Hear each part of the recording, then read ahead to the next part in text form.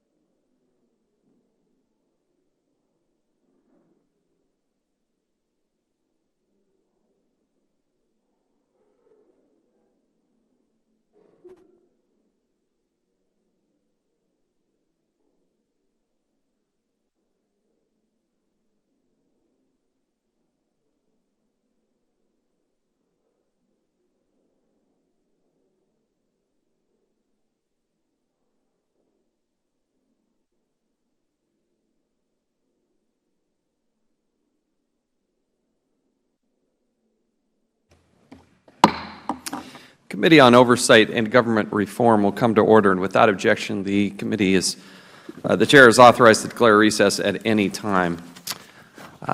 We have an important hearing today, and we're here today to talk about the use of confidential informants in federal law enforcement investigations. We love and appreciate the men and women who literally put their lives on the line to support and defend this country. They do a very difficult job, and one of the tools that we authorize and appropriate money for is the ability to engage with confidential informants. But they still need oversight of these confidential informants. Just because they're trying to keep it quiet and trying to do some difficult work doesn't mean that that it goes above and beyond oversight. We have with us today the Department of Justice Inspector General. The IG's office recently examined the use of confidential informants at the Drug Enforcement, at the DEA, at the Bureau of Alcohol, Tobacco, Firearms, and Explosives. Representatives from both of those agencies are here with us today. Together, the DEA and ATF have more than 6,000 active informants at any given time. Over a 5-year period, the DEA and the ATF spent roughly $260 million engaging with informants, again, over a 5-year period. Whether paid or unpaid, informants are obviously very valuable tools to investigations. Both the DEA and the ATF told the IG they could not accomplish their mission without these informants. The information they provide may help keep us safe, and often they have access to information because of their own past involvement in illegal activity. Yet there is an inherent risk in signing up criminals to help bring down other criminals. Keeping those risks in check requires significant oversight. And again, that's what the committee is about. It's part of the role and duty of the United States Congress. We authorized it, we appropriated it, we allowed them to engage in it, but we also have to have some oversight. And there have been some You could call them mistakes, but there have been some significant problems. In 2012, for instance, the ATF had an informant, an ATF informant, I should say, sexually abused a woman in a Seattle hotel in a room paid for by the ATF. This violent felon had already been in jail in 43 states. Okay, it's pretty hard to accomplish, but this person had already been in jail in 43 states, and the ATF signed him up as an informant, and then we have this incident in the Seattle hotel. 6 weeks ago, a court released the testimony of one confidential informant in Atlanta who received $212,000 from the DEA from 2011 to 2013. She testified she wasn't sure why she was paid. That was her testimony. She also testified to a sexual relationship with a DEA group supervisor who allegedly convinced subordinates to falsify reports to justify the payments. That case is currently under review by the Inspector General. Then you can look to the ATF's deadly Phoenix Field Division case, including Operation Fast and Furious, as this highlighted a number of different problems involving confidential informants. ATF signed one federal firearms licensee, we refer to that as an FFL, up as a confidential informant and treated another one as such an informant without signing them up. In its wake, the ATF revised its policies regarding the use of informants. But the attention to Fast and Furious, Operation Fast and Furious, also highlighted problems with other agencies' use of informants, including failing to share information about them with other agencies. Since then, most Justice Department components have followed suit to revise their policies. Inspector General Horowitz is in a good position to fill us in on the lessons he's observed in this process. The DEA is the most recent component to update its policies, completing it in July of 2016. We expect to receive the new policy today.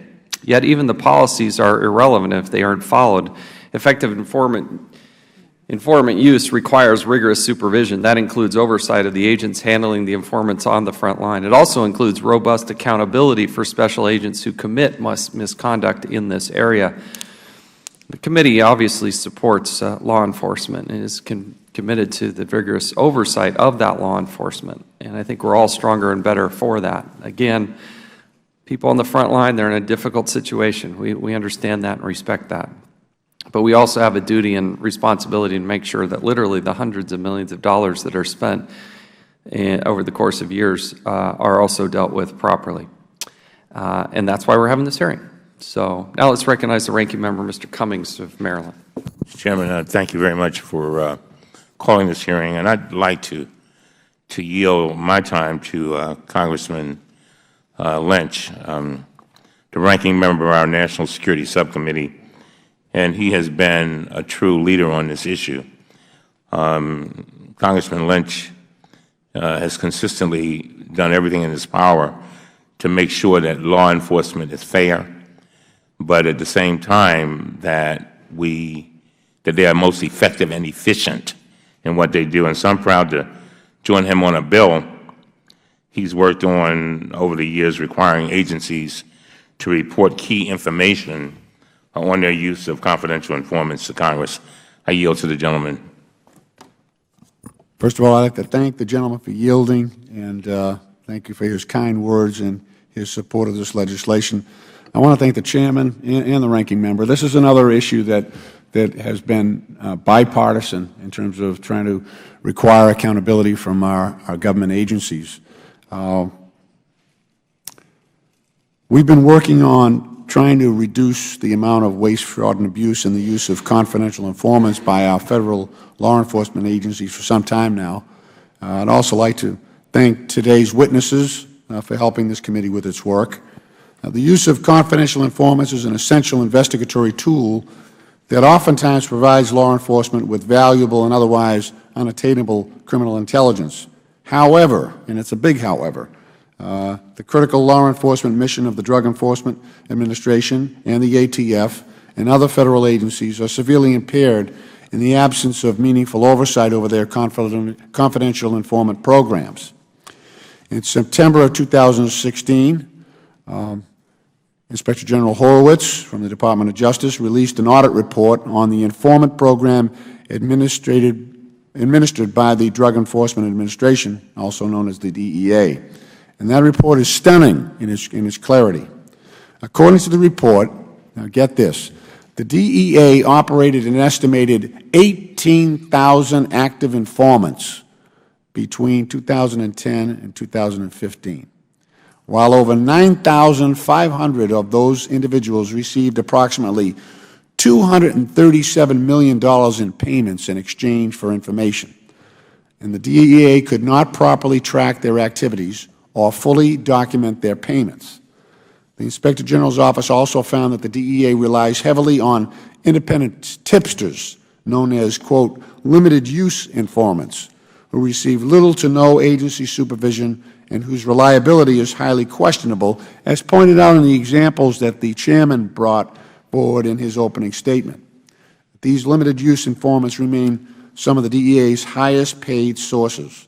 Similarly, the New York Times recently reported that Federal agents from the Bureau of Alcohol, Tobacco, and Firearms and Explosives, or the ATF, directed their informants to engage in sham transactions with a collective of tobacco farmers, quote, as an off-the-books way to finance undercover investigations and pay informants without the usual cumbersome paperwork and close oversight, close quote.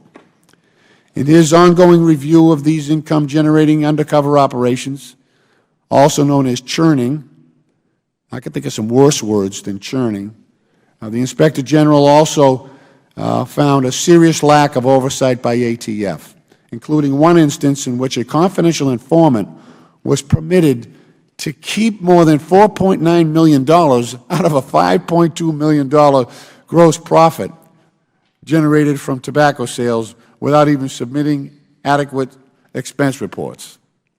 That's quite a deal.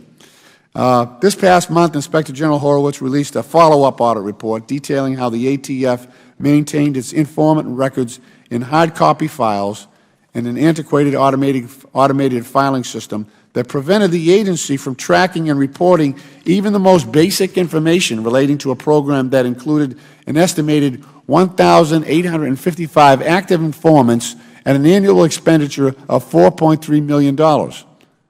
Oversight is also lacking at the DEA when it comes to properly vetting informants, as the Chairman pointed out, with one individual arrested in 43 states. I mean, you know, good luck to him on the remaining 7 states. But if a guy's been arrested in 43 states, he should not be eligible as a confidential informant, especially one highly paid. Zero credibility. That's disgraceful. In order to implement additional oversight into the selection and use of confidential informants by the DEA, the ATF, and other federal law enforcement agencies, I've introduced H.R. 1857, the Confidential Informant Accountability Act of 2017. And I want to thank Ranking Member Cummings as an original co-sponsor. He's been a tremendous partner on this issue. This legislation would require federal law enforcement agencies to fully report to Congress on their payments to confidential informants, as well as the amounts they have received through their work or cooperation with informants.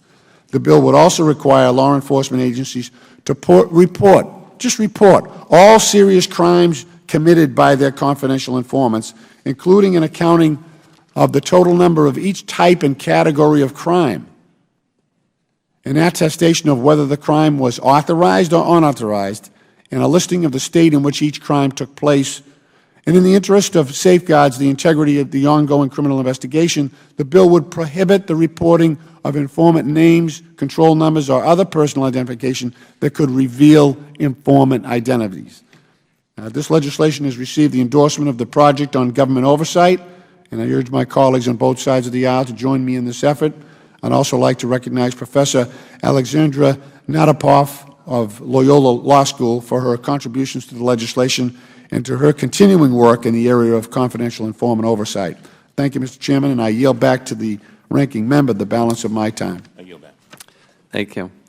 We'll hold the record open for 5 legislative days for any member who wishes to submit a written statement. We'll now recognize our panel of witnesses. We're pleased once again to have the Honorable Michael Horowitz, Inspector General from the United States Department of Justice. He's testified before our panel, our committee, several times. We appreciate the good work from him and his, all the people that work for him there at the Inspector General's office.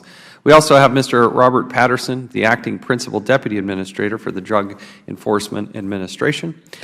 We also have Mr. Ronald Turk, Associate Deputy Director and Chief Operating Officer of the Bureau of Alcohol, Tobacco, Firearms, and Explosives. We welcome you all. Pursuant to committee rules, all witnesses are to be sworn before they testify, so if you will please rise and raise your right hand. Do you solemnly swear or affirm that the testimony you're about to give will be the truth, the whole truth, and nothing but the truth? Thank you. Let the record reflect that all witnesses answered in the affirmative. All of you have testified, I believe, before. And in order to allow time for discussion, we would appreciate if you'd limit your oral testimony to 5 minutes, your entire written statement, and any extraneous materials will be made part of the record. Mr. Horowitz, you are now recognized for 5 minutes. Thank you, Mr. Chairman, Ranking Member Cummings, members of the committee. Thank you for inviting me to testify today. Confidential informants are an important part of the Department's law enforcement operations, but as Department officials have acknowledged, there are substantial risks with using them. As a result, the Department has developed the Attorney General guidelines on the use of informants, and law enforcement components should have in place rigorous oversight for their informant programs, including strict internal controls, clear policies and procedures, attentive program management at both headquarters and in the field, and substantial training. Over the past 2 years, my office has issued reports on ATF's and DEA's oversight of its confidential informant programs. ATF managed over 1,800 active informants as of January 2016, spending approximately $4.3 million annually on its program, while DEA managed about 18,000 informants during a recent 5-year period and paid about 9,000 of them approximately $237 million. Our audit last month of ATF's confidential informant program found that it required significant improvement, especially its management of relevant confidential informant information, tracking of payments to confidential informants, and oversight of higher-risk confidential informants. In particular, we found that ATF maintained important information in a compartmentalized way that made it difficult to assess whether an informant was providing information that assisted ATF investigations and to identify and track total payments made to an informant with sufficient accuracy or reliability. In addition, we found that ATF's Confidential Informant Review Committee had not always met as scheduled, had not always reviewed and opined on all informant files provided to it for review, and may not have appropriately reviewed all long-term confidential informants.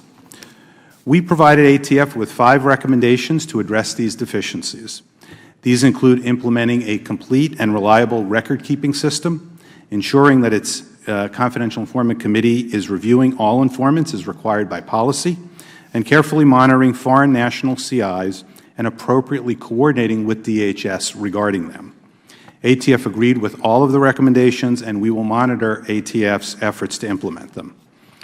Our September 2016 audit of DEA's confidential source program found insufficient oversight and controls related to DEA's establishment, use, and payment of confidential sources, in particular subsources and limited use and DEA intelligence-related sources.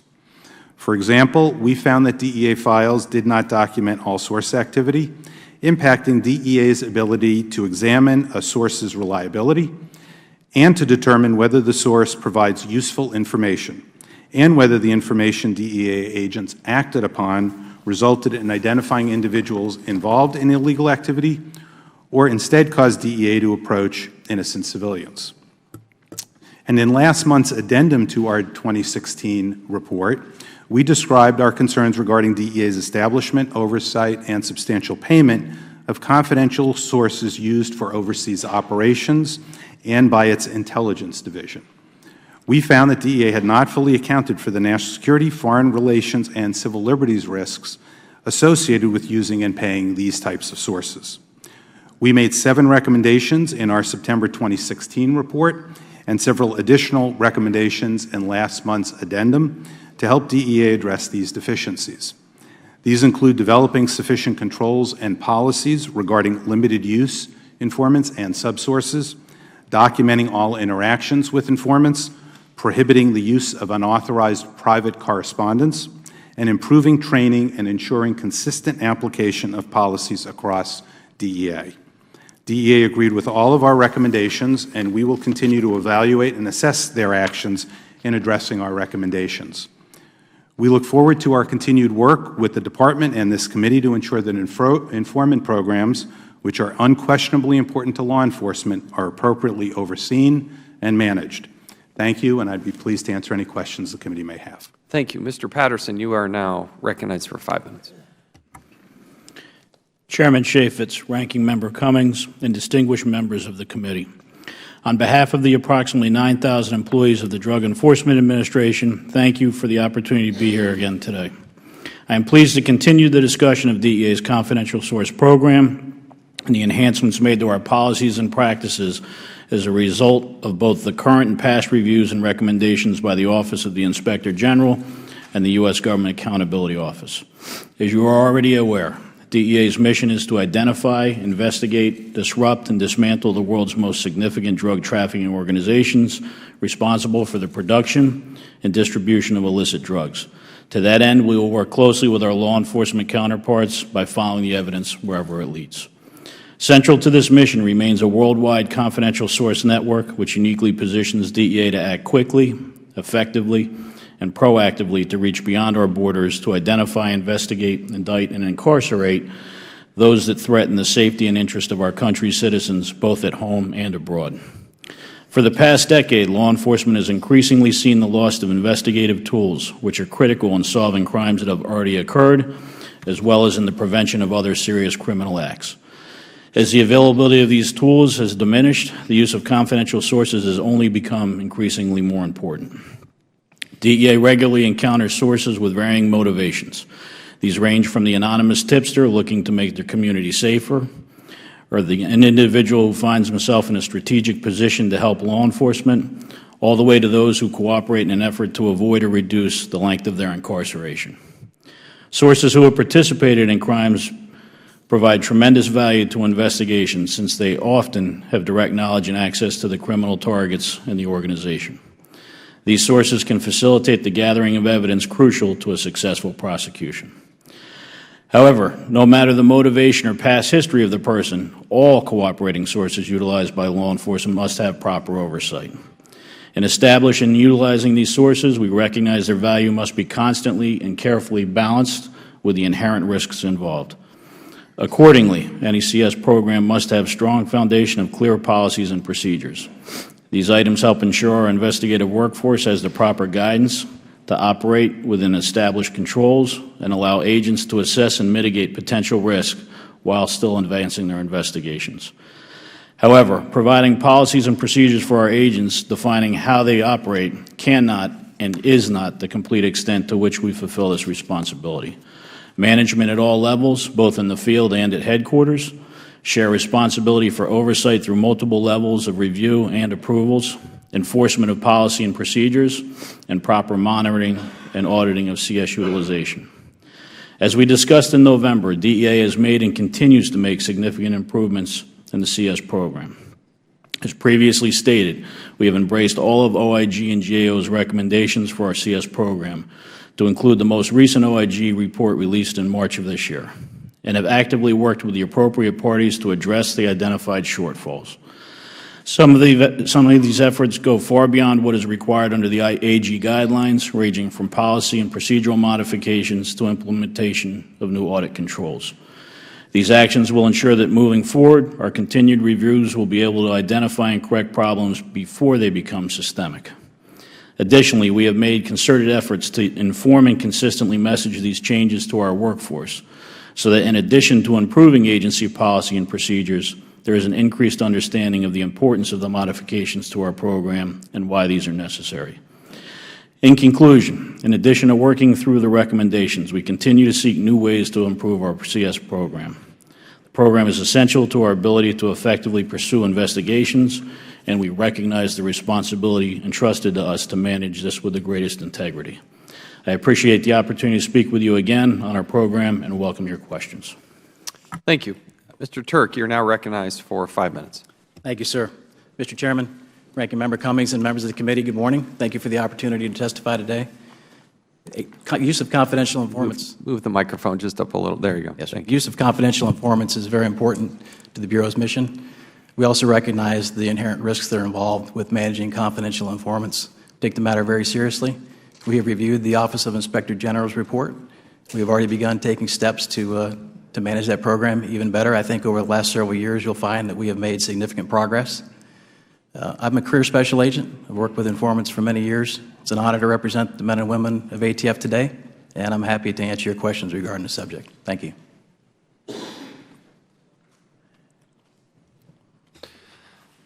All right, thank you. I'll now recognize myself for 5 minutes. Mr.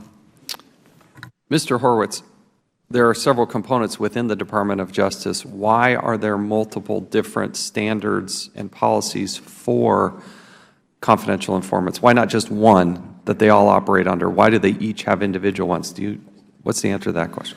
Well, I think in part it has to do with different missions, but that is a question we've repeatedly asked whenever we've looked at programs. We asked that question in the Fast and Furious review that we did. I think there are reasons why, for example, the FBI, which has a substantial counterintelligence component, would require additional and particular policies, but I think one of the challenges the Department faces is making sure that through the Deputy Attorney General's office, it is making sure that each of the components have certain baseline procedures that every single one of the components needs to meet. So have you been able to look at, for instance, the DEA confidential informant policy?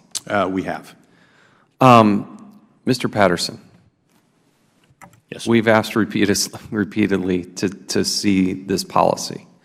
You have yet to give us a copy of this policy. Why not? Sir, back in November, you had asked me at the end of that hearing to provide you a copy. I set off on that endeavor throughout the month of December trying to get that, or at least get some clarity as to the turning over of that policy. It became relatively apparent to me that I was going to need to wait for the next administration as people were leaving, as the outgoing administration and folks were leaving the department. Were you told not to give it to us? During the previous administration? Yes. I got, quite frankly, no real answer. Which means don't do it? My understanding from the department at the time was that the policy would not be turned over based on department policy. I had been doing so let me go back to June 22nd of 2016. Mr. Rosenberg. Who's Mr. Rosenberg? The administrator of DEA.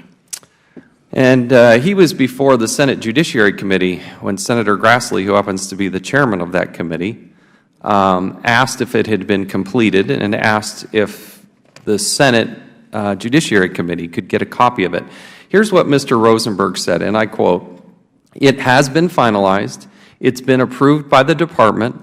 I'm more than happy to provide a copy to this committee and to your staff, sir," end quote. Did they ever give a copy of the confidential informant policy to Senator Grassley and the Senate Judiciary Committee? They did not. Why not? I have spoken to the administrator about that comment. You caught me off guard when you had brought that up on November 30th. He had said that he had intended to mean in camera as a copy of the policy. You understand that that's different, right? We've had this discussion. We have had that discussion, sir. Okay, let's play. I actually want to play the video of you and I having this discussion from last time you were here in November of last year. Let's go ahead and put up this video if we could. And why? What's the justification for not allowing us, giving us a copy of that policy? That I don't know, sir, but I'd be happy to find out what the justification is and also get that. When will you get me that answer? I will get you that answer as quickly as possible after returning to the office. Do you understand that in camera is different than giving us a copy of that policy? I do understand that. And you understand we're not going to be satisfied with an in-camera review? You're making that very clear. Okay. So, Mr. Patterson, when did you give me the answer to that question? I have not, sir. My understanding is... And you testified under oath, you promised me in November, as soon as you get back to your office. And we're in April, and I still don't have it. And I still don't have an excuse either. So why are you not giving this to us? Sir, my understanding is that committee staff was contacted yesterday by the department. Yesterday, right before a hearing. What a coincidence. Sir, if I may say this, so I will take full responsibility that I know the Attorney General was sworn in February, and from February until March 11th, I did not go back to ask this question. On March 11th, I had the opportunity to watch other hearing, which prompted me to ask two questions to the department. One was why Mr. Horwitz hadn't received our policy on mitigation for threats, and the second was to go back and say that we still have a lingering thing to address the issue of the policy and the request of yourself. Okay, so let me get this straight. The Inspector General and his staff can see the confidential informant policy, but you refuse to give it to Congress. What is it that you think that Congress doesn't have the right to see? Sir, again, I work for the Department of Justice.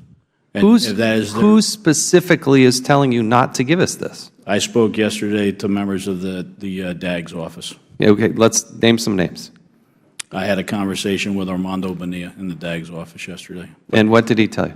He made me aware that the committee staff had reached out to you and that you guys were going to work a path forward on this issue. Okay, so I'm going to have to go to another route, and I hope you understand it. Are you able to accept service of a subpoena? You personally? I would assume so, yes.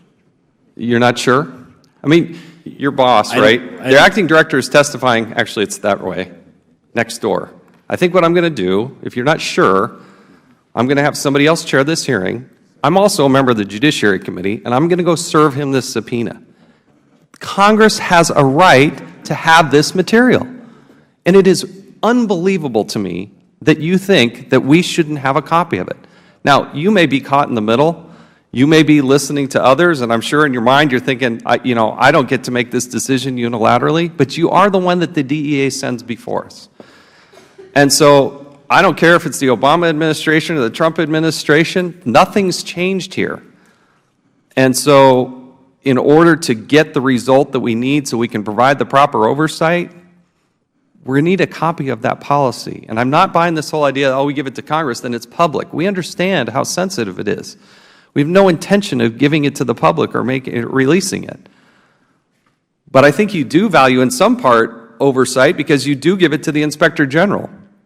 But remarkably, you won't give it to the Oversight and Government Reform Committee, nor will you give it to the Senate Judiciary Committee, and my guess is you won't give it to the House Judiciary Committee. And we find that wholly unacceptable. And so I'm forced to get into a position, which I didn't want to have to be into, but we're going to issue this subpoena and get a copy of this material. My time has expired. I'll yield back now. Recognize the ranking member. Let me say this, Mr.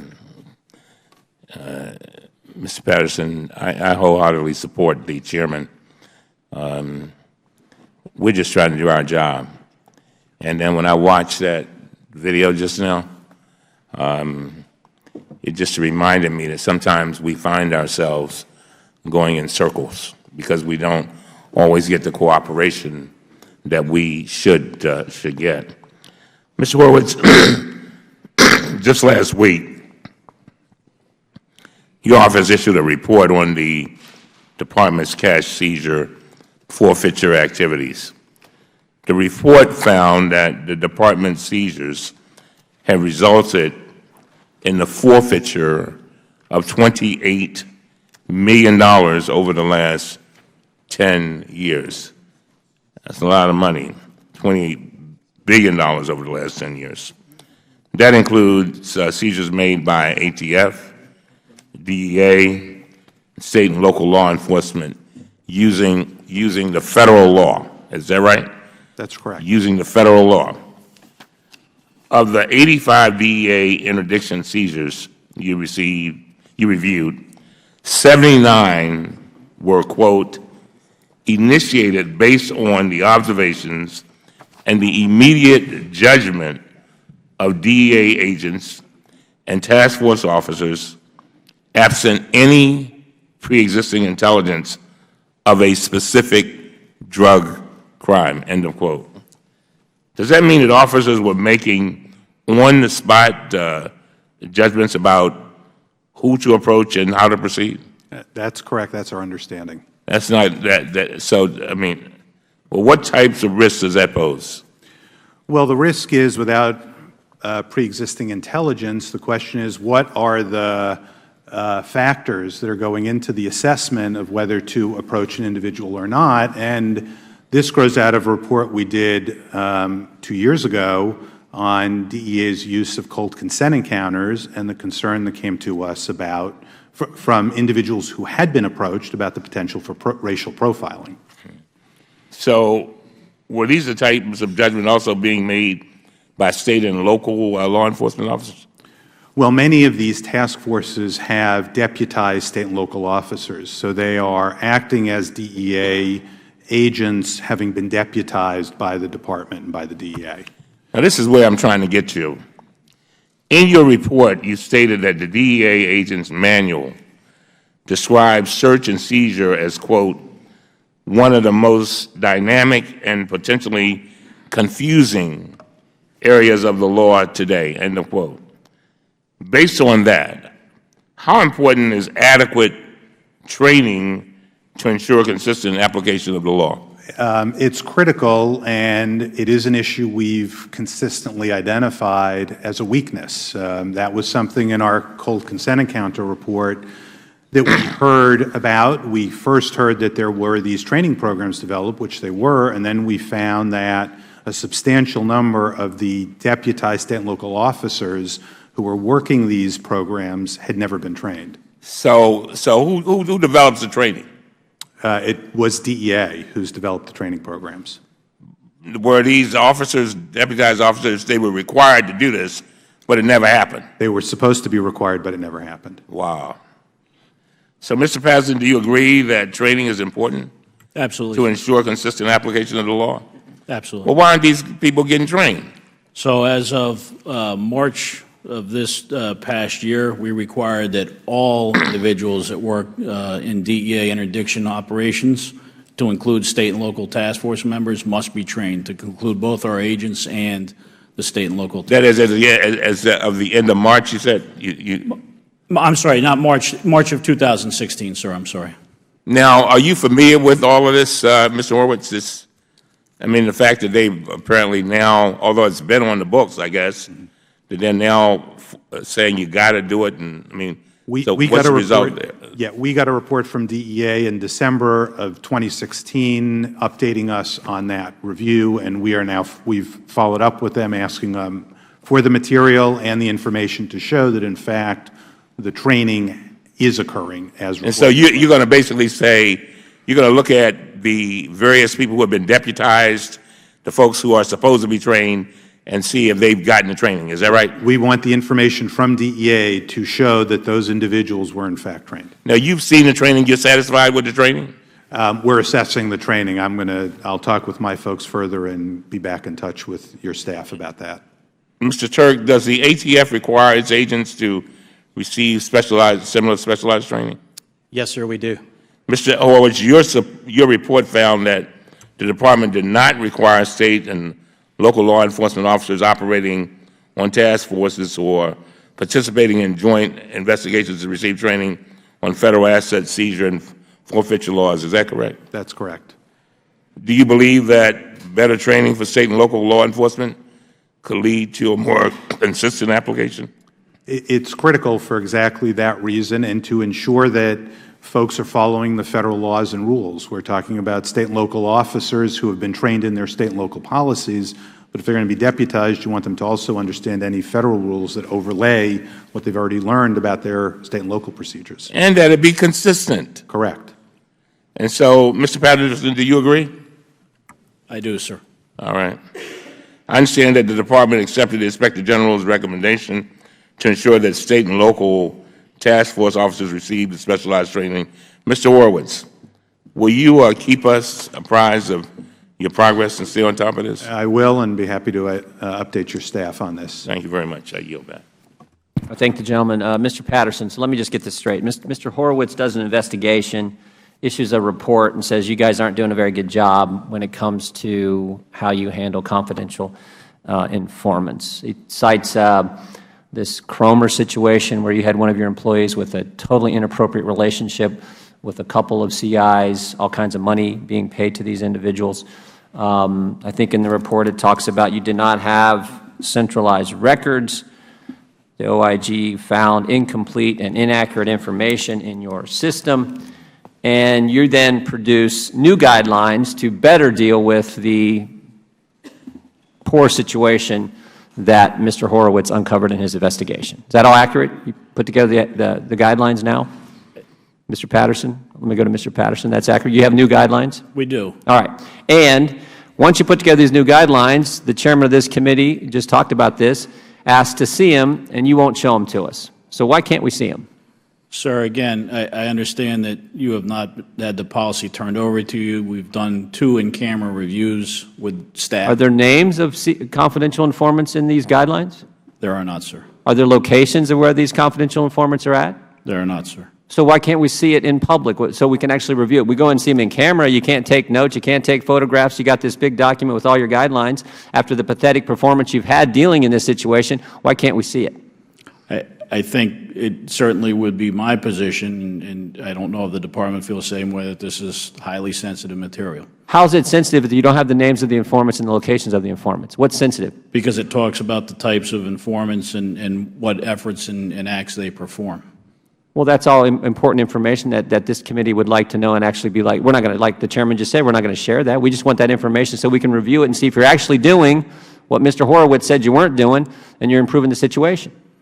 Again, sir, we've done multiple reviews with committee staff. We'd be more than happy to continue that. We've also done briefings for a whole host of folks. And I think you heard from the chairman just a few minutes ago, that ain't good enough. We want the document. We want the guidelines so we can see what's going on here. Let me ask you a couple other questions. I got another report here from Mr. Horowitz dated 1 year ago, actually 2 years ago, and it's talking about cold consent encounters. You familiar with this? I am, sir.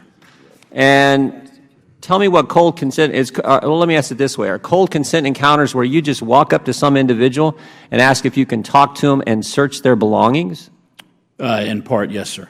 And is the individual who's approaching some individual in that encounter, do your folks have on a uniform, law enforcement uniform? They do not, sir. But do they show their badge? I would assume yes, sir. And my understanding is these things happen typically at airports. Is that correct? I would characterize as mass transportation facilities. Yeah, and you had some complaints from a couple of African-American women not too long ago on this very issue. Is that correct? I'm not familiar with that, sir. It's in the report. Initiated this review after receiving complaints from 2 African-American women resulting from separate DEA-initiated cold consent encounters at an airport. Is that right, Mr. Horowitz? Yes, that's correct. And no, when you do these cold consent, or when Mr. Horowitz, when these cold consent encounters happen, is there a warrant? Is there any kind of judge signing off when you can go up and search this person's belongings? There is not. There is not. So think about this. You're at the airport where there's all kinds of security. Individual walks up to you, flashes a badge and says, hey, can I talk to you and search your luggage? That's going on right now in America, Mr. Horowitz? That was certainly going on when we did this review. My understanding is the encounters are continuing. Say it again. My understanding is that the program has continued. They're still doing it. But that's my understanding. Although Still happening, Mr. Patterson? Yes. It is, sir. We still have interdiction units. So think about this. First, Mr. Horowitz does a report on confidential informants where you've had all kinds of screw-ups, all kinds of poor record keeping, says this is a mess, tells you to put together the guidelines. You put together the guidelines, and then you won't show them to the United States Congress, the Committee of Jurisdiction. You won't show us those guidelines, and at the same time you won't show us those guidelines, you're walking up to American citizens, in this case 2 African-American women, flashing a badge at an airport, intimidating these individuals without a warrant, saying, I want to search your belongings? Really? And you wonder why we want to review the guidelines on this confidential informant in light of that? I mean, that's the concern here. So I'm glad the chairman and I'm glad the ranking member supports the chairman in getting this information to us, at least on the confidential informant. And we need to do some more on this cold consent encounters that are taking place at mass transportation areas. Think about this. Someone comes and flashes a badge. Can I look at your luggage? What's that person going to do? And that's tough. And that's the kind of things you guys are doing. Any response, Mr. Patterson? Sir, I think that the cold consent, when properly trained, is a technique that can be used in discussing and moving forward with investigations. Maybe so, but we'd also like to see the guidelines on another area of you guys' activity that has real concerns. And I just think that the contradiction here, you're doing this to American citizens, walking up to them, searching their belongings. At the same time, you won't even show us the guidelines, which have no names, no locations in them. You won't even show us the guidelines on a different program. I don't know. I think it's cause for concern. And with that, I would recognize Mr. Lynch, I think, is next. Is that right? The gentleman from Massachusetts. Thank you, Mr. Chairman. Mr. Patterson, this is the part that I struggle with. So Congress authorizes money to the Justice Department and to the DEA so you folks can do your jobs. And we don't just do that loosely. We have guidelines that are in place and requirements that you abide by the law. And then when we try to make sure that you're acting in compliance with the law, you tell us we can't see that policy that you're operating under. You see the problem we have here? Again, sir, the notion that you can't see the policy, you know, we're displaying it to you on a format that is obviously unacceptable to the committee. No, that's not how this works. We're not playing secret squirrel with you.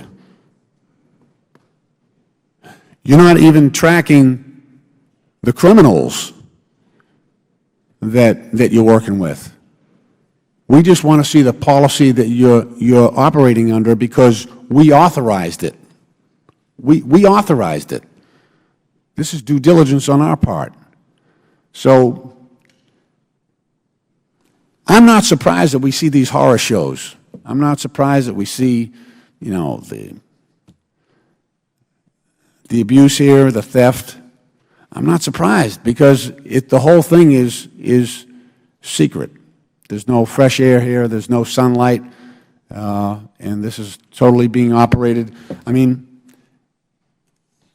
when you let somebody keep, what, $4.9 million out of a $5.2 million sweep, I mean, there's no accountability here. Nothing that we see. And there's been no serious, I mean, we had a horrible report on this back in 2005. And here we are in 2017, you won't even let us see the policy and make it public. That should be a fair request. It just stuns me that you've taken this position, that you don't think Congress has the right to read that policy. And we haven't been given a full and open opportunity to review that policy. If I could comment, sir. Sure. Again, I'd be more than willing, following the Department's guidance, to come and I'll spend my own time sitting with you while you go over the policy. So Well, I'd somewhat want to push back a little bit that you haven't been able to see the policy, right? So the members have seen it. I get that that's not in the format that you want. correct. But it has certainly been viewed and briefed to certainly staff. We represent the people, not the staff. The information, by its very nature, should be public.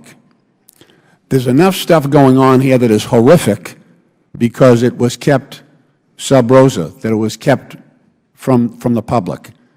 We think in order to restore the credibility of the DEA, that we have to be honest and open with the American people. Look, you operated 18,000 confidential informants. These are basically people going out in the public and surveilling the public. You had one guy here that was handing over the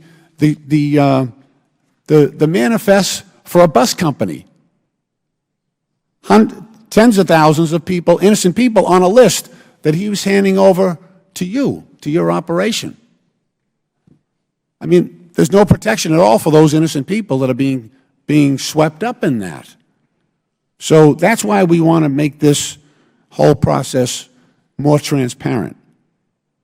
Mr. Horowitz,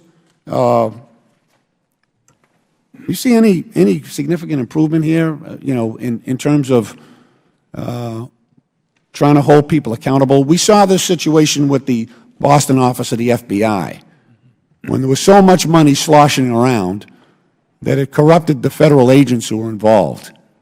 And that's what I think is happening here, too. I think they're protecting their own. I think they're protecting this system. And it's self-financing the operation, right? Yeah, certainly on the churning, it's self-funding. With regard to the others, we have seen both ATF and DEA take steps to improve their programs, put in place policies to address the concerns we've identified. And as noted, one of the things we're doing is following up on all of our most recent reports with DEA and our recent report with ATF to see how they've been implemented. But there are substantial steps that needed to be taken, and they have begun to take those steps, it appears, based on the reports that they've given us so far. Well, I'll tell you this, in closing, this report that Mr. Horowitz produced puts a very dark cloud over the DEA, a very dark cloud, and also ATF. And that cloud remains until we have proof positive that we're straightened out and flying right. And that's not going to happen as long as we continue to operate like this. I yield back. Thank the gentleman. Now recognize the gentleman from Arizona, Mr. Gosar, for 5 minutes. So, Mr. Patterson, let's go back to what Mr. Jordan was talking to you about. So let's go through a scenario. So you walk up to me and ask me, flash your badge and tell me you want to search my belongings. What are you going to do when I tell you no? Where's your warrant? If you don't consent to have a search of your possessions, then it won't be searched. There's not going to be a scene or anything at an airport or a mass thing like that? I mean, this is kind of a little unusual, wouldn't you say? Sir, again, you'll just walk away. The interdiction units are trained in how they obviously behave and question individuals. So we'll see that in the policy manual? I don't know. I think there's already policy written on interdiction. I'm not familiar with it. I don't have it in front of me today. I would probably tell you I think you're wrong. I think there would be a massive scene at any place that you do that. So I find it despicable. Inspector General Horowitz, let me ask you another question. In the course of your review, did you have reason to believe that ATF had simply lost track of any foreign national confidential source?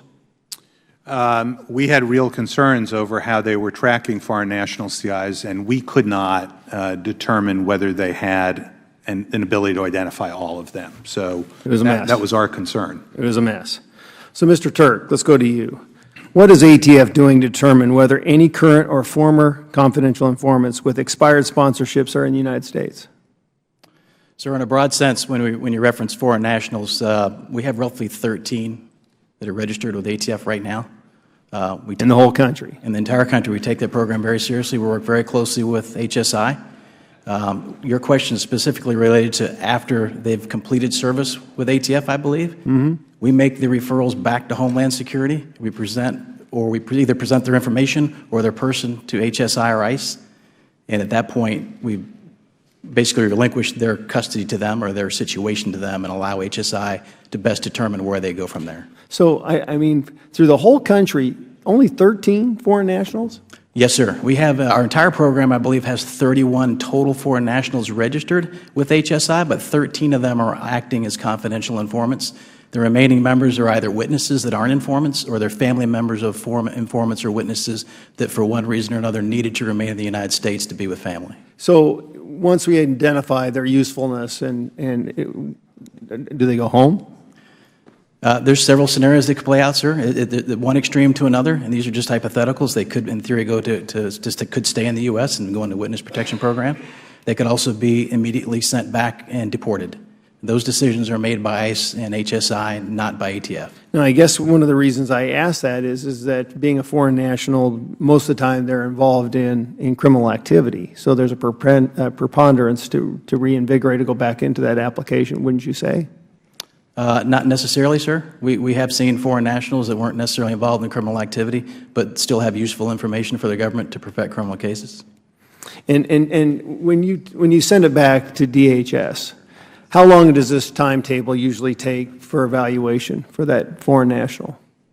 I'm not exactly sure, sir. I think it would be a case-by-case basis. Some there would probably be immediate action, depending on the situation of the foreign national. Some may take some time.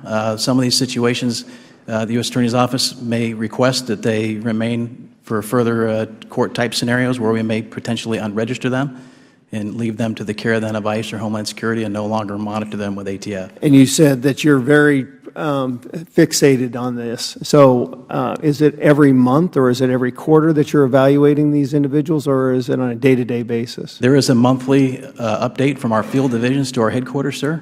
The ones that are of higher level concern will be brought to more higher attention, for example, to the front office. But there is a monthly communication from our special agents in charge around the country to our headquarters program office.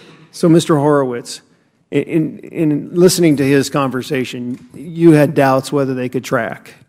Can you tell us a little bit about that application? Certainly, we found several instances where, as we looked through the ATF files, we found information lacking so that we couldn't determine whether they had been tracked all the way through. We found 2 informants, for example, who there was not a consistent flow of information that they were tracked. We found inconsistencies or a lack of information or inconsistencies between the National CI Registry System, which ATF is required to include data on, and the data that ATF had, and irreconcilable information between the two.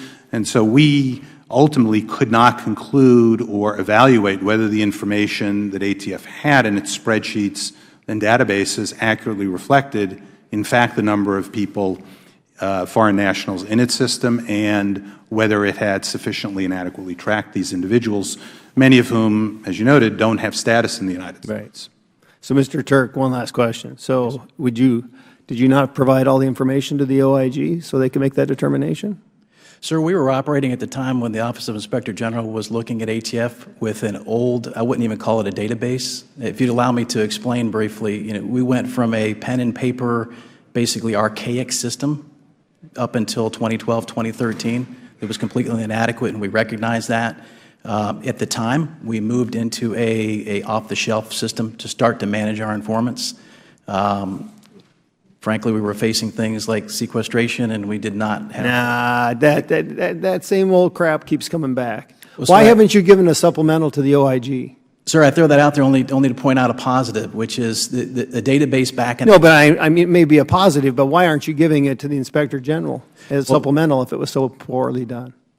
Sir, we have a new database now that's online that tracks our foreign nationals, as you're asking about very well.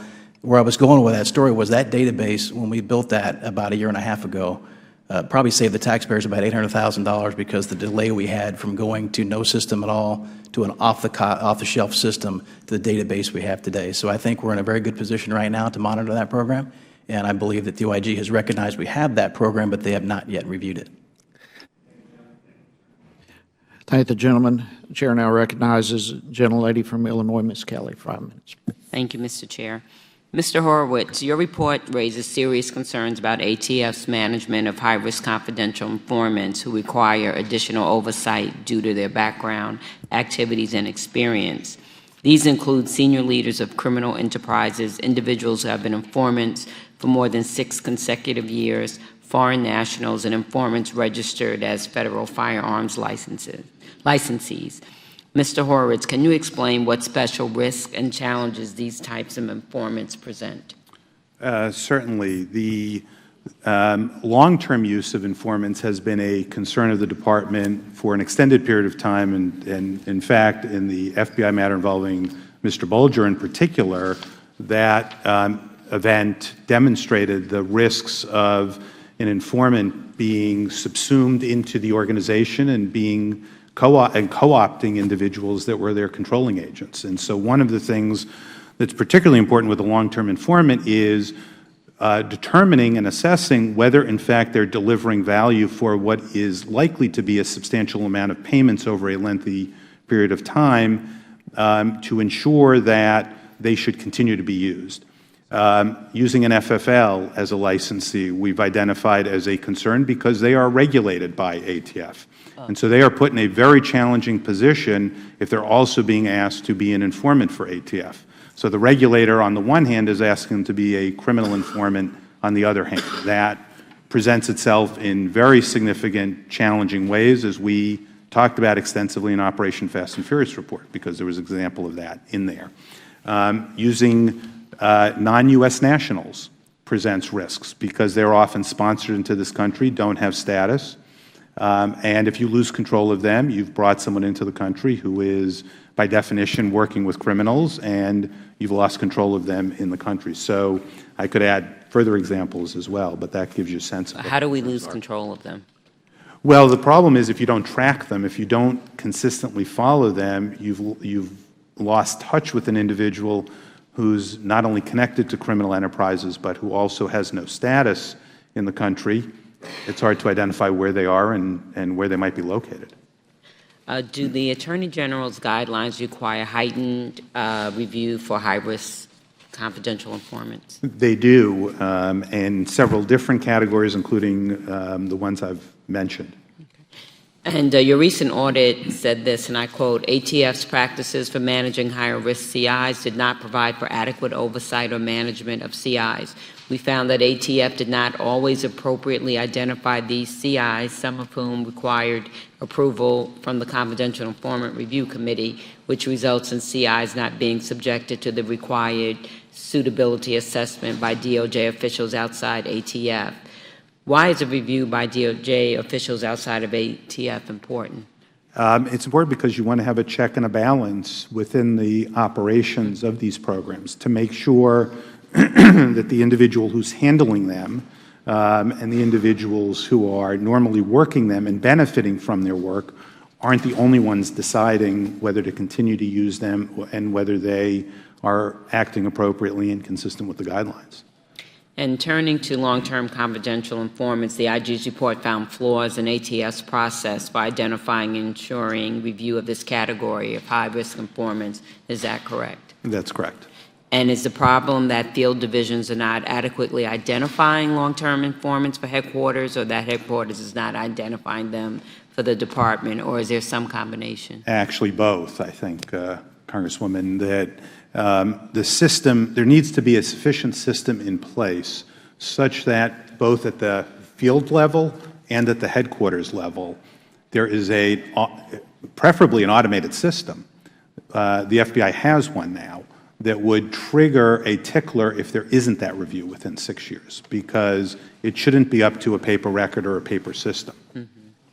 And Mr. Turk, can you tell us what ATF has done or plans to do to address this concern?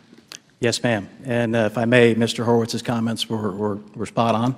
The high-risk informants and high-level informants are very serious to ATF.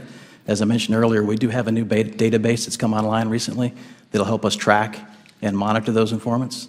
We also have a commitment from the Department of Justice that we'll have routine meetings with our Confidential Informant Review Committee at the higher levels. ATF's numbers are relatively small. I mentioned how many foreign nationals we have already, ma'am. You mentioned how many long-term informants we have. Right now we have 20. 5 are historic, 15 are new. So the risk is very high. Our numbers are fairly small. Well, I'm glad to hear that you're taking steps to improve the situation, and I yield back my time that I don't have. Thank the gentlelady. I'm now going to recognize myself for 5 minutes. Mr. Horowitz, let me begin with you. And this would go both to DEA and ATF. What grade would you give them on the management of their confidential informants? Well, I think prior to our audits, I think it would be, they would be lucky to get a gentleman's C, I guess I would frame it as. All right. But I do think they've taken steps since then. Okay. If they would be lucky to get a gentleman's C, that would be probably the deserving of a D or below, at least poor. There's some great reason for concern. And let me say that as to the specific areas we looked at, we obviously did not look at every single mechanism of control. I understand that. So the reason for that poor grade, is it because the lack of reliability? What is the nutshell? I think it was several things that we found up to the 2015-2016 reports. One is a reliable system of oversight, different as to each organization, because they do have very different numbers of informants and different kinds of operations. But ultimately, in both of them, it was having sufficient controls, reliable controls in place for what are likely to be among their highest risk CI uses. Okay, so poor oversight, which would result in poor quality. I mean, if there's not good oversight of the management of this program, there's no way to tell the quality. Well, your last point is the key issue for us, which is because of the lack of information and data and oversight, we couldn't make an assessment of whether these informants had provided value. How many, what kinds of cases has they delivered or worked on for the money they had been given? What was their success rate? We talked about this at last year's hearing. Are they batting, 1,000, or are they batting less than 100 in terms of the information they're passing on? So there's no way to tell, really. I mean, we're taking a stab at the dark at the whole program here. Mr. Patterson, how many CIs do you have? Currently, approximately 3,900. 3,900. Mr. Turk? Approximately 1,600, sir. All right. So we've got thousands, and we don't have a clue the quality of the job they're doing. And all of these are getting paid, is that correct? Not all, sir. How many of them are getting paid? I'd have to go back and probably provide that number for you. Obviously, we have a... Give a stab in the dark, an estimate. I mean, half of our informants are in the defendant category. They do not get paid for their work. Obviously, they're working for a different purpose. So I would say probably half, approximately. Okay, about the same for you? Probably a little bit more than that do get paid, sir, but if you run the basic math on average... Okay, so we've still, either way, we've got thousands who are being paid, and we don't have any idea of the quality of the information they're providing. Mr. Horowitz, do you have any plans, or do you have similar reviews of other agencies? We don't have any ongoing right now. Okay. Do you have any plans? We haven't put together a plan. We obviously, having done 2 of the 4 law enforcement components, the Marshal Service doesn't have many informants, and that would leave FBI, which we did a review, a couple of reviews several years ago. We haven't planned yet to look at the FBI, but certainly at some point in time we would. So when was the last time you conducted a review of the FBI? It was 2005. 2005. So it's been 12 years. It's been correct. Quite a while. Is it due another one? Well, that's what we'll have. These kinds of reviews take a couple of years, and so one of the things, having just finished the ATF review, we'll consider what we do next. Do you believe that most departments could produce, if asked, a number of active confidential informants? I'm sorry, say that again. Could, if a department was asked to produce their confidential informants, could they do so? Could they do so? I do think they know who their informants are. The challenge for us has been, is their headquarter-related oversight sufficient to know the wide scope of their informant program, and are folks not only in the field but at headquarters making those assessments of the value that they're delivering? All right, so which departments would struggle the most with having the oversight? Well, I think from, as we've noted in the review, certainly until the last couple of years, I think ATF in particular, with their compartmentalized data and information, or lack of data really, compartmentalized tracking system, would have a challenge. They have moved now to the computer-based system, and we will assess that. That's within the last year. Okay, real quickly, how long do you need before you have a positive understanding of the evaluation of the computer? I think it simply depends on what the level of implementation has been. Frankly, we will keep it open and look at it as long as we need to. The cold consent encounter report that we did that has been discussed, DEA, was 2 years ago. That remains open and resolved, but We have not closed any of our recommendations yet. Until we're satisfied, we will continue to go back and forth with the components. Okay, thank you very much. Now going to recognize the gentlelady from New Jersey, Ms. Watson-Coleman, for 5 minutes. Thank you very much. Mr. Horowitz, your September 2016 report on DEA's confidential source program raises troubling questions about whether DEA is interfering with American civil liberties and right to privacy. DEA does have an important job to do, as we all agree, but it must comply with protections provided for in our Constitution. Mr. Horowitz, on page 20 of your report, it describes one confidential source that DEA recruited. It states, between October 2012 and January 2016, this source provided the DEA on an almost daily basis the entire passenger manifest for buses traveling to or from a specific station of their private company employer. Is that a misprint or is that an accurate statement? That's accurate. So I understand this source, a bus company, provided DEA with entire passenger manifest on almost daily basis for more than 3 years. Is that so? That's the information we have based on our review of DEA's files. Thank you. I don't think Americans fully grasp the breadth of information that's collected by the DEA. But this raises serious questions about the privacy of many innocent individuals, that Americans that may be swept up in the appropriateness of inducing employees to violate their employer's policies. Mr. Horowitz, do you believe that if challenged, a court would uphold the authority of the DEA to vacuum up daily manifests for over 3 years? Well, that was one of the questions and issues in our recommendation, was to ensure that the department, that the DEA worked with the department to assess the legal risks they were facing by conducting this kind of operation. Thank you. Mr. Patterson, let me ask you a couple of questions. If this information is so important to DEA's investigation over such a period of time, why didn't the DEA, or why doesn't it request this information through formal legal channels such as administrative subpoenas? Ma'am, I don't know the specific instance on this one passenger list that was given. I don't know if that's an issue that they wouldn't provide it or could not provide it. I don't know. Yeah, it's not just one list, though. It's a list of the passenger manifests for a period of 3 years on a daily basis. No, I understand. And what I'm saying is, in the specific instance, I don't know what the purpose or what the reason was why they couldn't get that list. Yeah. Do you know if DEA still possesses this information? I don't believe we would retain that information for any purpose. So you don't think it's anywhere in the system? No, ma'am. Mr. Horowitz, was this one of the pieces of information that your office found was transmitted using personal communication?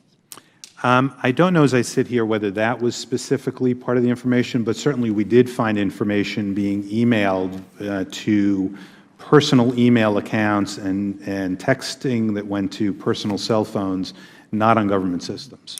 The IG report also found the DEA paid this source $429,000 for the contributions to several interdiction cases. According to the AG guidelines, sources that receive more than $100,000 annually and $200,000 in a lifetime must be approved by more senior levels of leadership.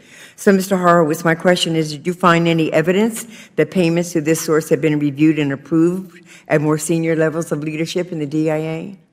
Let me get back to you on that. I don't recall as I sit here whether that had occurred in this particular instance. Thank you. Okay. According to the report, this activity extended through January of last year. So, Mr. Patterson, my question is this source still active? Has he or she been formally reviewed by senior levels of leadership in the DEA? Is this still active, and has he or she been evaluated? Congresswoman, I'd have to get back to you on the particular source. I will say that when you talk about the cap limits, it forces a review. We can't pay or make any more payments until those cap limits have been reviewed at a higher level. So then we can presume, as opposed to assume, that's correct, ma'am, that there was this higher level review. Okay, let me ask you one question here.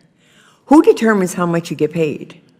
So under the older system, it would be the recommendation would come from the agents in the field with management as to how that individual will be paid. They are eligible up to certain amounts of awards. And what determines how much the individual is being paid? I mean, it's not like it's the job market that's in competition. Again, at the time, ma'am, it was done based off of the direction of the field. That process, based on the OIG reviews and I think important criticism, has been moved into headquarters so that all payments now are reviewed out of the asset forfeiture by a group at DEA headquarters. So are there standards that are applicable to how much you pay a confidential informant now? There is a set of guidelines being prepared so that the payments across the country for similar work are commensurate with each other. Being prepared, but has not been prepared?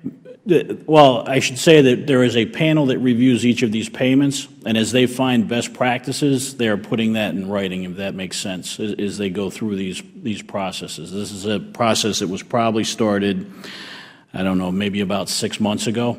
But I could, again, get more information for you and follow up with you on that. Thank you. I yield back. Thank you. I thank the gentlelady. The chair now recognizes the gentleman from Oklahoma, Mr. Russell, for 5 minutes. Thank you, Mr. Chairman. And thank you, gentlemen, for being here today. Mr. Horowitz, thank you for your continued work. And where would we be without our inspectors general? In your report where you made the 5 recommendations, you lay out the percentages of the confidential informant expenditures. $4.3 million in 2016, and it seems to have averaged that for the last several years. 78% was listed as subsistence payments, 13% as rewards, and 9% for relocation. Describe what subsistence might be. For example, rent, food, other kinds of activity, payment for transportation, travel.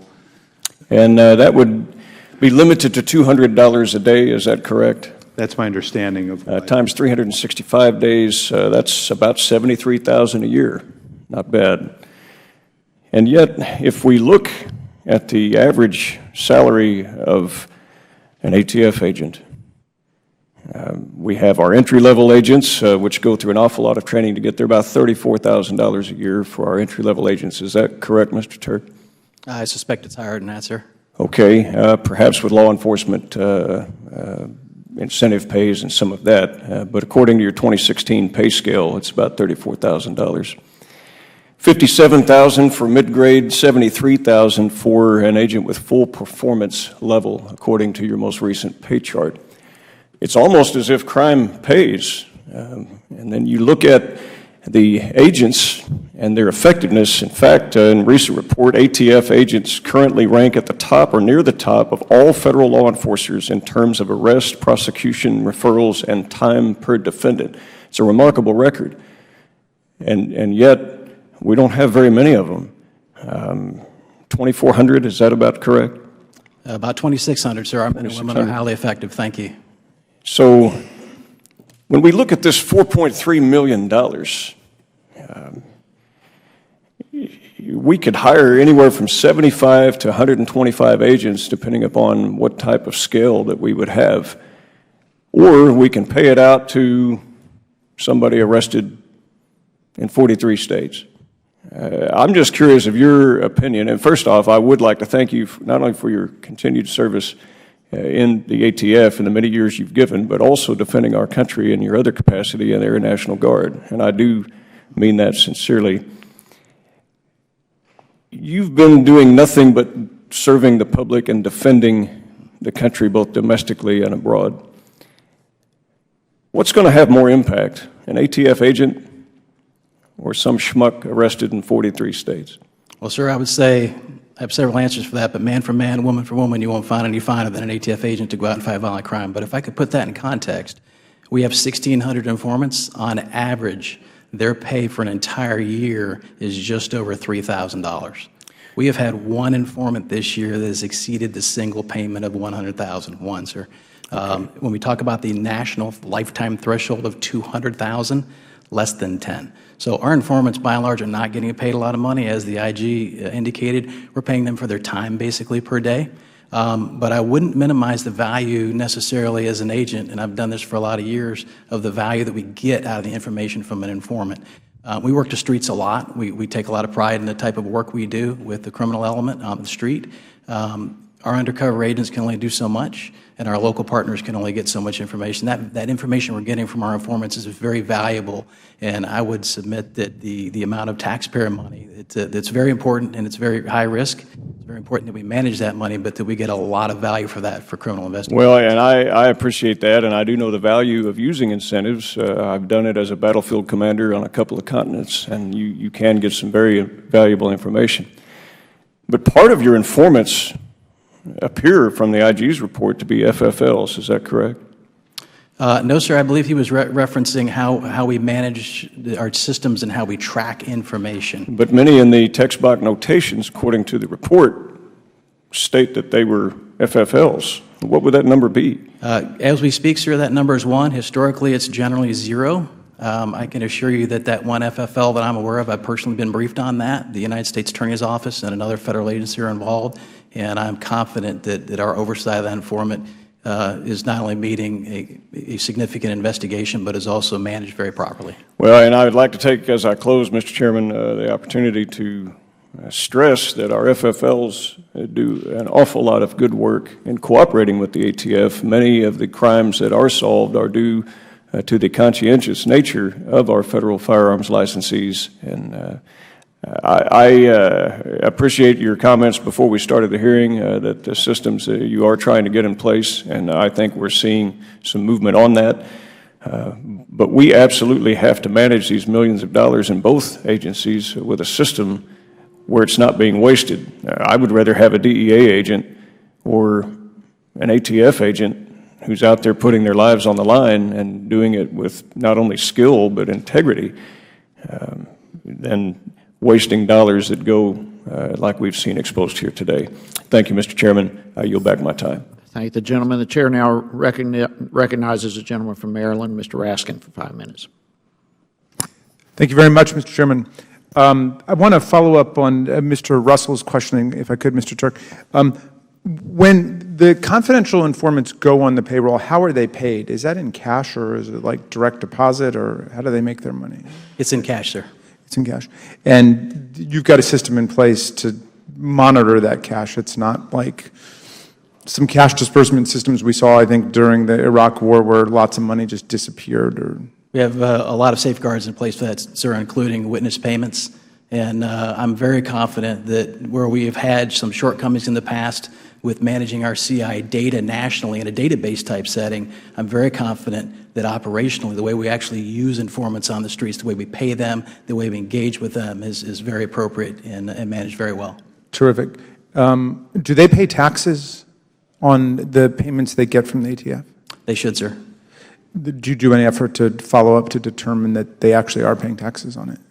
The vast majority of our informants, I would say, no, we don't directly follow up, but I would reflect back again that our average payment, our average nationally is $3,000 about per informant. Many informants are getting paid a lot less than that. So those are dollar figures where, we leave that to them.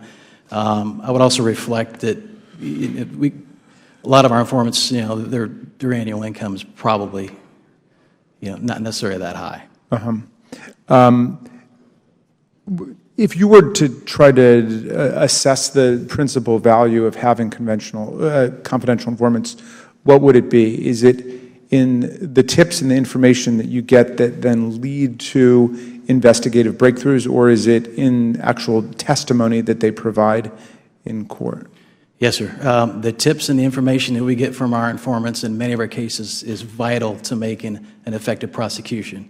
That being said, we work very hard to try and maneuver so that a CI is out of the investigation at some point. So we typically don't have a lot of our informants having to testify. For example, we'll introduce an undercover agent. We'll move the CI on. We'll have an undercover agent taking on that responsibility, and thus we'll have an agent testifying. Okay. Do you take precautions to see that the confidential informant's confidentiality is maintained? I assume some of these people could be in serious danger if their identity is revealed. We do, sir. There are a lot of steps taken to make sure that their physical files are properly stored and maintained. And if you go back in time, the establishment of an initial database, one of the challenges we had was, dealing with decades of culture where such files would never be put into a database, particularly for that safety reason. But I noted that there are some foreign national confidential informants. Are those people who live in the United States or they live abroad? They would typically be here, sir. Okay.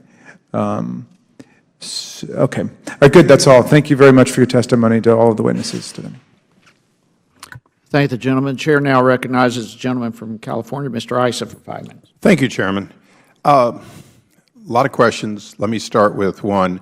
It's been covered already briefly, but in 2011, ATF Seattle Field Office had this serial felon with 43 states in which he had committed assaults.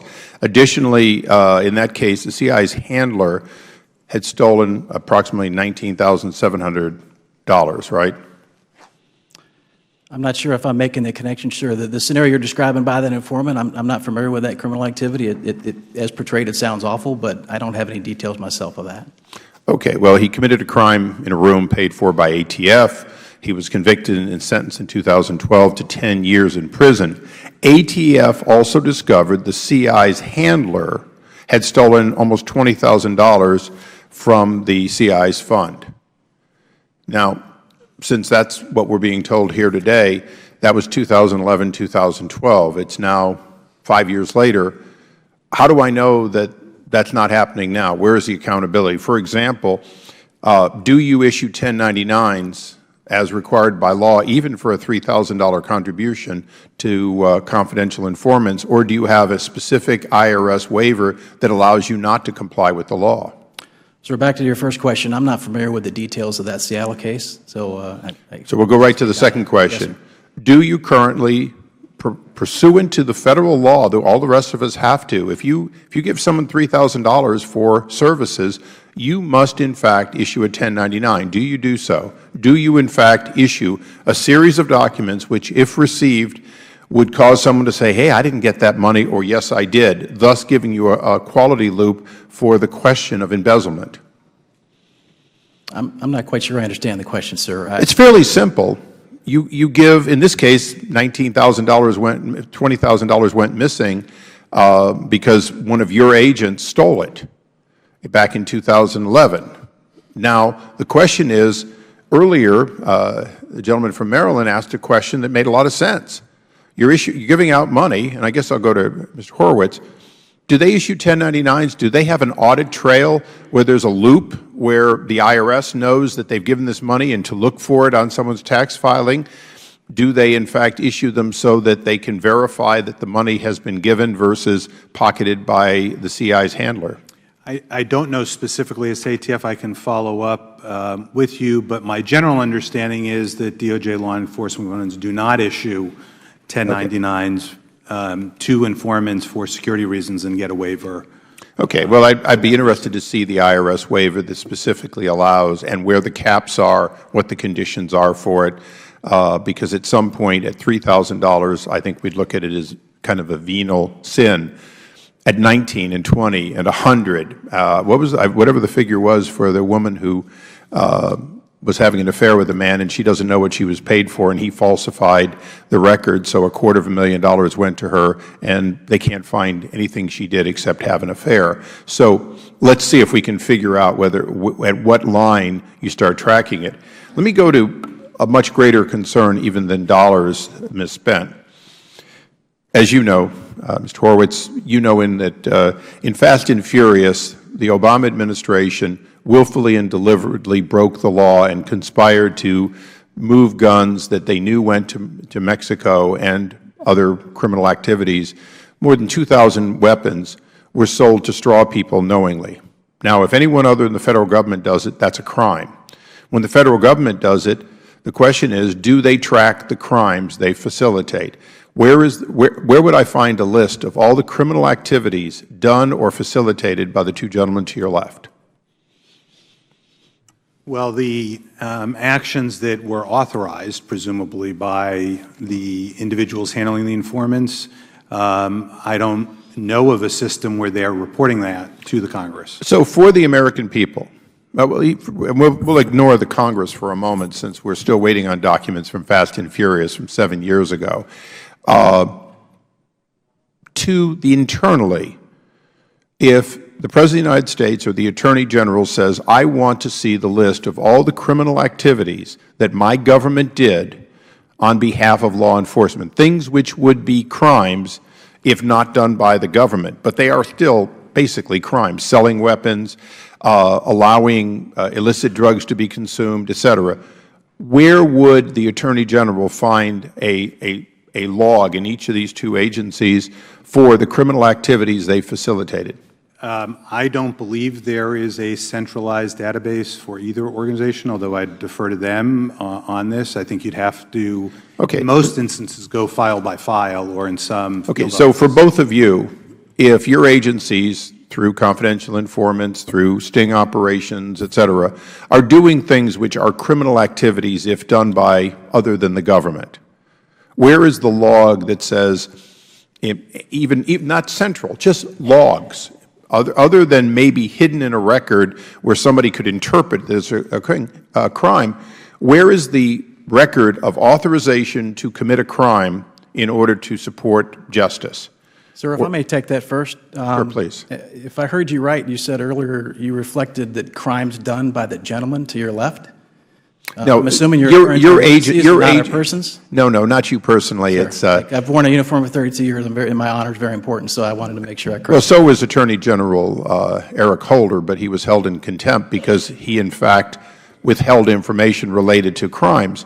My question is, from an organizational standpoint, if the IG doesn't know, can you tell me where somebody, yourself included, would go to see all the things which are being authorized, which would otherwise be crimes? But, you know, if somebody's... Gentleman's time has expired. If we could answer the question real quickly, we need to move on. Yes, sir. I can tell you, just speaking from personal experience, I was brought in ATF to help post F&F. Okay, I will hold our people accountable whenever necessary. So if you're asking... Mr. Chairman, the only question I'm asking is there a log of some sort where people can see the combination of U.S. Attorney authorization and these agencies going forward? As you know, Mr. Chairman, in Fast and Furious, everyone pointed fingers that it was nobody's fault, that nobody authorized 2,000 guns to go to Mexico. And so the question is, when something that is being done that would be a crime if you did it is done, where can you go, where can anyone, including the Attorney General, go to see that record? And if it doesn't exist, a simple "it doesn't exist" would be fine. I'm not aware of any such record, sir. Mr. Patterson, are you aware of any such record? Electronically, no, sir, but we would have case files that would reflect traditional, buys in terms of that type of information. And then certainly on more sensitive investigations, we have a sensitive activity review committee in which all that documentation is kept. But again, it's a manual process. Thank you. Thank you, Mr. Chairman. All right. Thank the gentleman. We'll now recognize the gentlewoman from Michigan, Ms. Lawrence, for 5 minutes. Thank you, sir. Thank you, Mr. Chairman. Mr. Horwitz, I want to thank you for being here. Your recent report reveals serious weakness in the ATF's oversight of its confidential informant program. The report found, and I quote, while ATF CI policies generally align with the Attorney General guidelines, ATF's oversight of its CI program requires significant improvement. Mr. Horwitz, why is the oversight of the confidential informants with the comply with the AG's guidelines important?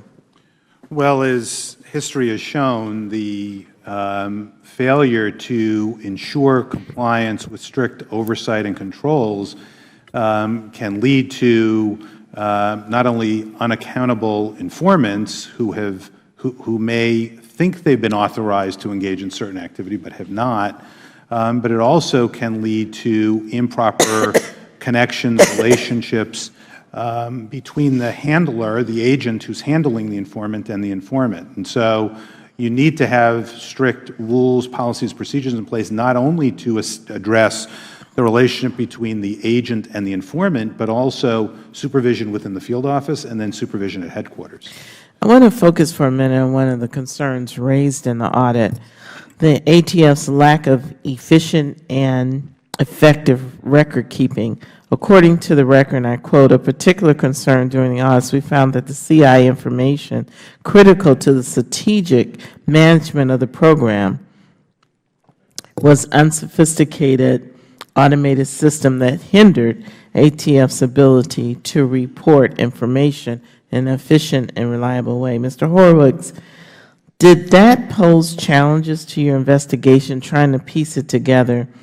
And in fact, were you significantly alarmed that you issued a management advisory to the ATF? It did impact us, and we did issue a management advisory because of the concern. It was at about that time that ATF was in the process of putting into place an electronic database, because we were stuck literally looking through case files to try and reconcile payment data, which raises concerns not only about controls, but as we noted, whether prosecutors had sufficient information to be able to comply with their discovery obligations. So it creates a whole series of issues. The ATF has now put in place its electronic system, and one of the questions, as we go forward is the information being entered as it should, and are there controls and training in place to do that? First step.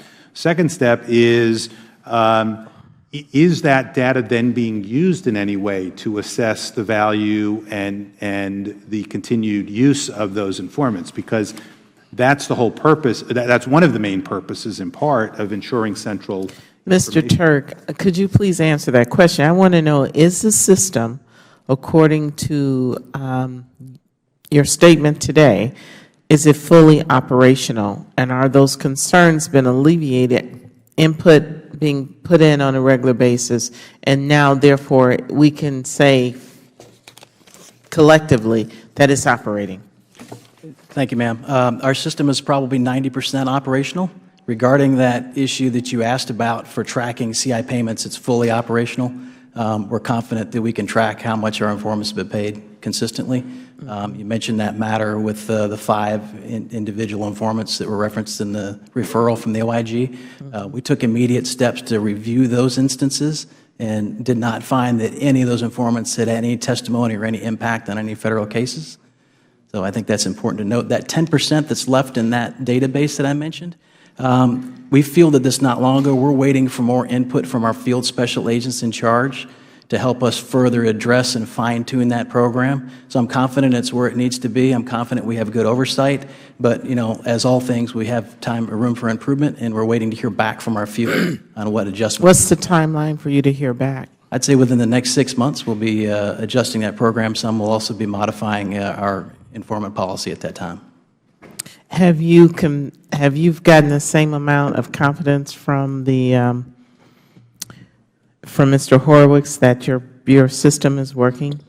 I believe his investigators have looked at that, but they have not took a deep dive, for lack of a better word. So I think they liked what they saw initially. We like what we see too, but there's certainly room for review. This is a much needed step forward. I'm disappointed that we had an audit that reveals such an antiquated system, and so I'm looking forward to being 100% because it's needed for us to be able to have full oversight. Thank you. Yes, ma'am. Thank you. I yield back. Gentlelady yields. I recognize myself now for questions for 5 minutes and yield such time as he may consume to the Chairman, Mr. Chavitz. Thank you, Chairman. Mr. Turk, I'd like to start with you. On March 9th of this year, this committee held a hearing regarding the death of Agent Subpoena. You were invited to come to this hearing, correct? I was, sir. Why weren't you here? If you may allow me to explain, sir? Yes. We had about, I want to say, 8 days' notice with that hearing. Right out of the box, we were advised by Department of Justice that they thought there were certain, for lack of a better word, etiquette rules from past committees and past department membership for things like 14-day rules. They talked about how most organizations would only send one representative, not multiple representatives, and typically that would be the head of the agency. It was completely of my understanding and that of the SAC of Dallas, who also was not here, that there was communication not only within ATF but with the department. So who made the decision not to be here?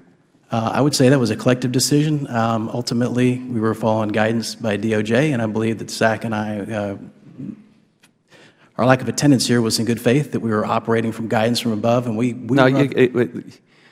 the chairman of a committee invites you to come to the hearing.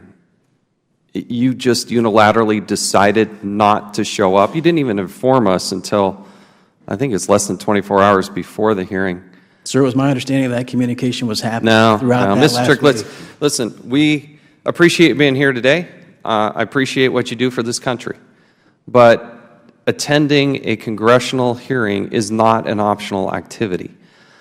And I want to be crystal clear with you, as I did the acting administrator, or the acting, your boss, that it is not an optional activity. And for you to unilaterally just kind of collectively say, well, 2 of our people aren't going to show up, come on. That doesn't happen in any other setting, and you should be ashamed of yourself for that. Well, sir, I would say, and if you may please allow me, because you're questioning my honor now. Yeah, I am. I don't appreciate that, okay? Well, I am, because you were invited to come. Sir, I was following guidance. I'm a good soldier. I was following orders. Okay? Who ordered you? Who told you not to come? The Department of Justice decided. I want to know a name. Sir, I don't want to know names. There's so many names. I could probably list off 8 names between the agency and the department. Good. Start. Give me one. So you got 8 names. Name them right now. Who all was this discussed with? Yes. Who told you not to come? Start naming them. So are you suggesting that I shouldn't follow guidance from the Department of Justice? I want to know who's giving you that guidance. Sir, I don't understand how this gets to this point. You told me there were at least 8 and that you could name more. So give me one, and then we'll start with number 2. Sure. Mr. Raymer, he's the head of the Office of Legislative Affairs. Keep going. Correct? Number 2. There's several individuals that work in that shop. Correct? I believe one of them's name is Jill Tyson. Keep going. There are a couple other individuals. Number 3. I don't recall their names. Number 3. I don't recall his name, but there was another one involved. I know that Zach Terwilliger from the ODAG's office, there was conversations with him as well. Who else? Number 4. I believe this information was briefed to the Deputy Attorney General. From ATF, there was discussions with Director Brandon and every one of our assistant. Number 5. Name number 5. Joe Allen. He's our Chief of Staff. Number 6. Right now I'm having a memory block, sir, but you'll give me 6, 7, and 8? I guarantee I give you more names than that, sir. But I don't understand. When will you give me those names? Point. I'll give those names as soon as I can recall, sir, and I'm sure my staff can help me with that. Give me a date. As I said give earlier, me a date. Give me a date when you're going to give me those names. Sir, I would never, ever have dishonored this committee or myself or the agency and failed to appear if I thought for a minute that this would have ever happened. Not for a minute. Yeah, if you didn't think there were going to be any consequences, you just decided to blow it up. I have briefed your staff. I have offered 3 times to meet with you. We want you to brief the members of Congress. Sir, I offered to meet with you personally on this matter the day after that hearing took place. I've met with you. No. We do this in the open, in the public, so all members of Congress. It's nice that you say you're going to brief staff. I'm happy to answer that right now. Hold on. We want you to brief members of Congress. I'm doing that not right behind now, closed doors either. You were invited here for a purpose. Now, I appreciate you giving me those names. Sir, I came here as a good, honorable person, and you admitted that you challenged my honor. I do not appreciate that. I operated in good faith. Operating in good faith, you didn't show up. I was told that it was an invitation, as Director Brandon explained. I did not know that was not optional. I would have happily gone against Department of Justice guidelines and been here that day. I've even discussed it with Inspector General Horowitz. Everyone that I've ever talked to about this understands precisely what happened that day. Yet you want to get your 15 seconds of YouTube minute time to challenge my honor. You know, that night, sir, I had to call my sister. My sister and my brother worked for ICE. It was portrayed that I failed to testify. You did. Before That's hearing. the fact. I did not fail, sir. That is the fact. You failed to testify. I was following guidance. I would never dishonor In fact, the memory Mr. Brandon, of an ICE agent that way. This is what Mr. Brandon said. Well, the decision is theirs voluntarily. To let you know, Mr. Chairman, I did not order them not to be here, and no one that I know of from the department ordered them not to be here. Is that correct or incorrect? Sir, it's my understanding that was the first time he was ever made aware of that morning. I think he got caught off guard, and I believe you had some words with him right before the hearing started. It's not completely accurate, no. So what Mr. Brandon testified to is not accurate. What he said was, well, it is true to the extent, no, I was not ordered not to come. No one needed to order me, sir. All I need to be is told I don't need direct orders. I didn't need your subpoena. If I would have known I needed to be here, I would have been here. That's why you were invited to come testify. Was it your voluntary decision to do it or not do it? No, sir. I was following guidance. Okay. To the members of this committee, it's stunning that we have to take now 6 minutes to go through this. Stunning to me that you're challenging my entire career, sir, over a thing that's quite obvious to me. I didn't challenge your entire career. I started off by saying we appreciate everything you do. Sir, but when you're, no, hold on. My honor. When I'm asking you a question, you're going to listen, okay? I thanked you for your service to this country. You've done innumerable things that we can't even name here throughout a long and distinguished career. That's why you're in a senior position. But when you are invited to Congress, it is not an optional activity. You can't separate my honor from what I do for my career and my life, sir, to your scenario that you're trying to point out. They're one and the same, sir. They are one and the same. Okay. Well, I'm not here to disparage your entire career based on one incident. I'm here to say that one incident was a really, really bad decision. And we're tired of people saying, well, I'll brief staff or I'll talk to you privately. When we're trying to do it in the open light of day, we have very valuable time and lots of important things to deal with here. That's why when you are invited to Congress, you're expected to show up. Now, if I have to issue you subpoenas to do so, then we will do that. And we appreciate you being here today. But we shouldn't have to go through that. I shouldn't have to go to the U.S. Marshals to go deliver you a thing. And for you to suggest that as the chairman of the committee, I'm just here to get a YouTube moment, are you kidding me?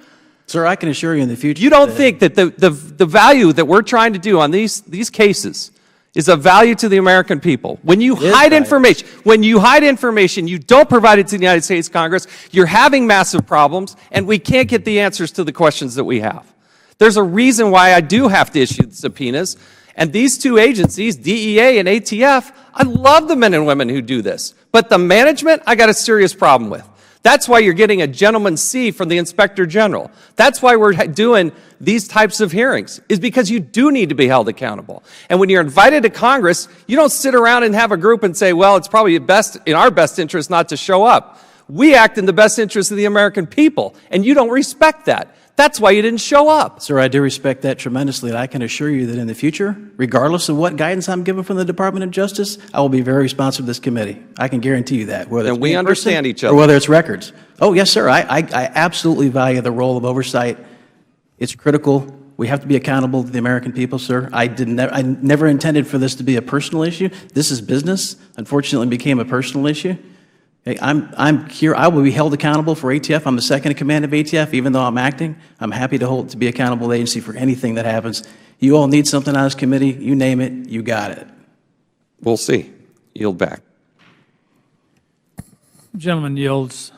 Chair recognizes the gentlelady from Florida, Ms. Demings, for 5 minutes. Thank you so much, Mr. Chairman. And this is a good place to start with the statement that was just made.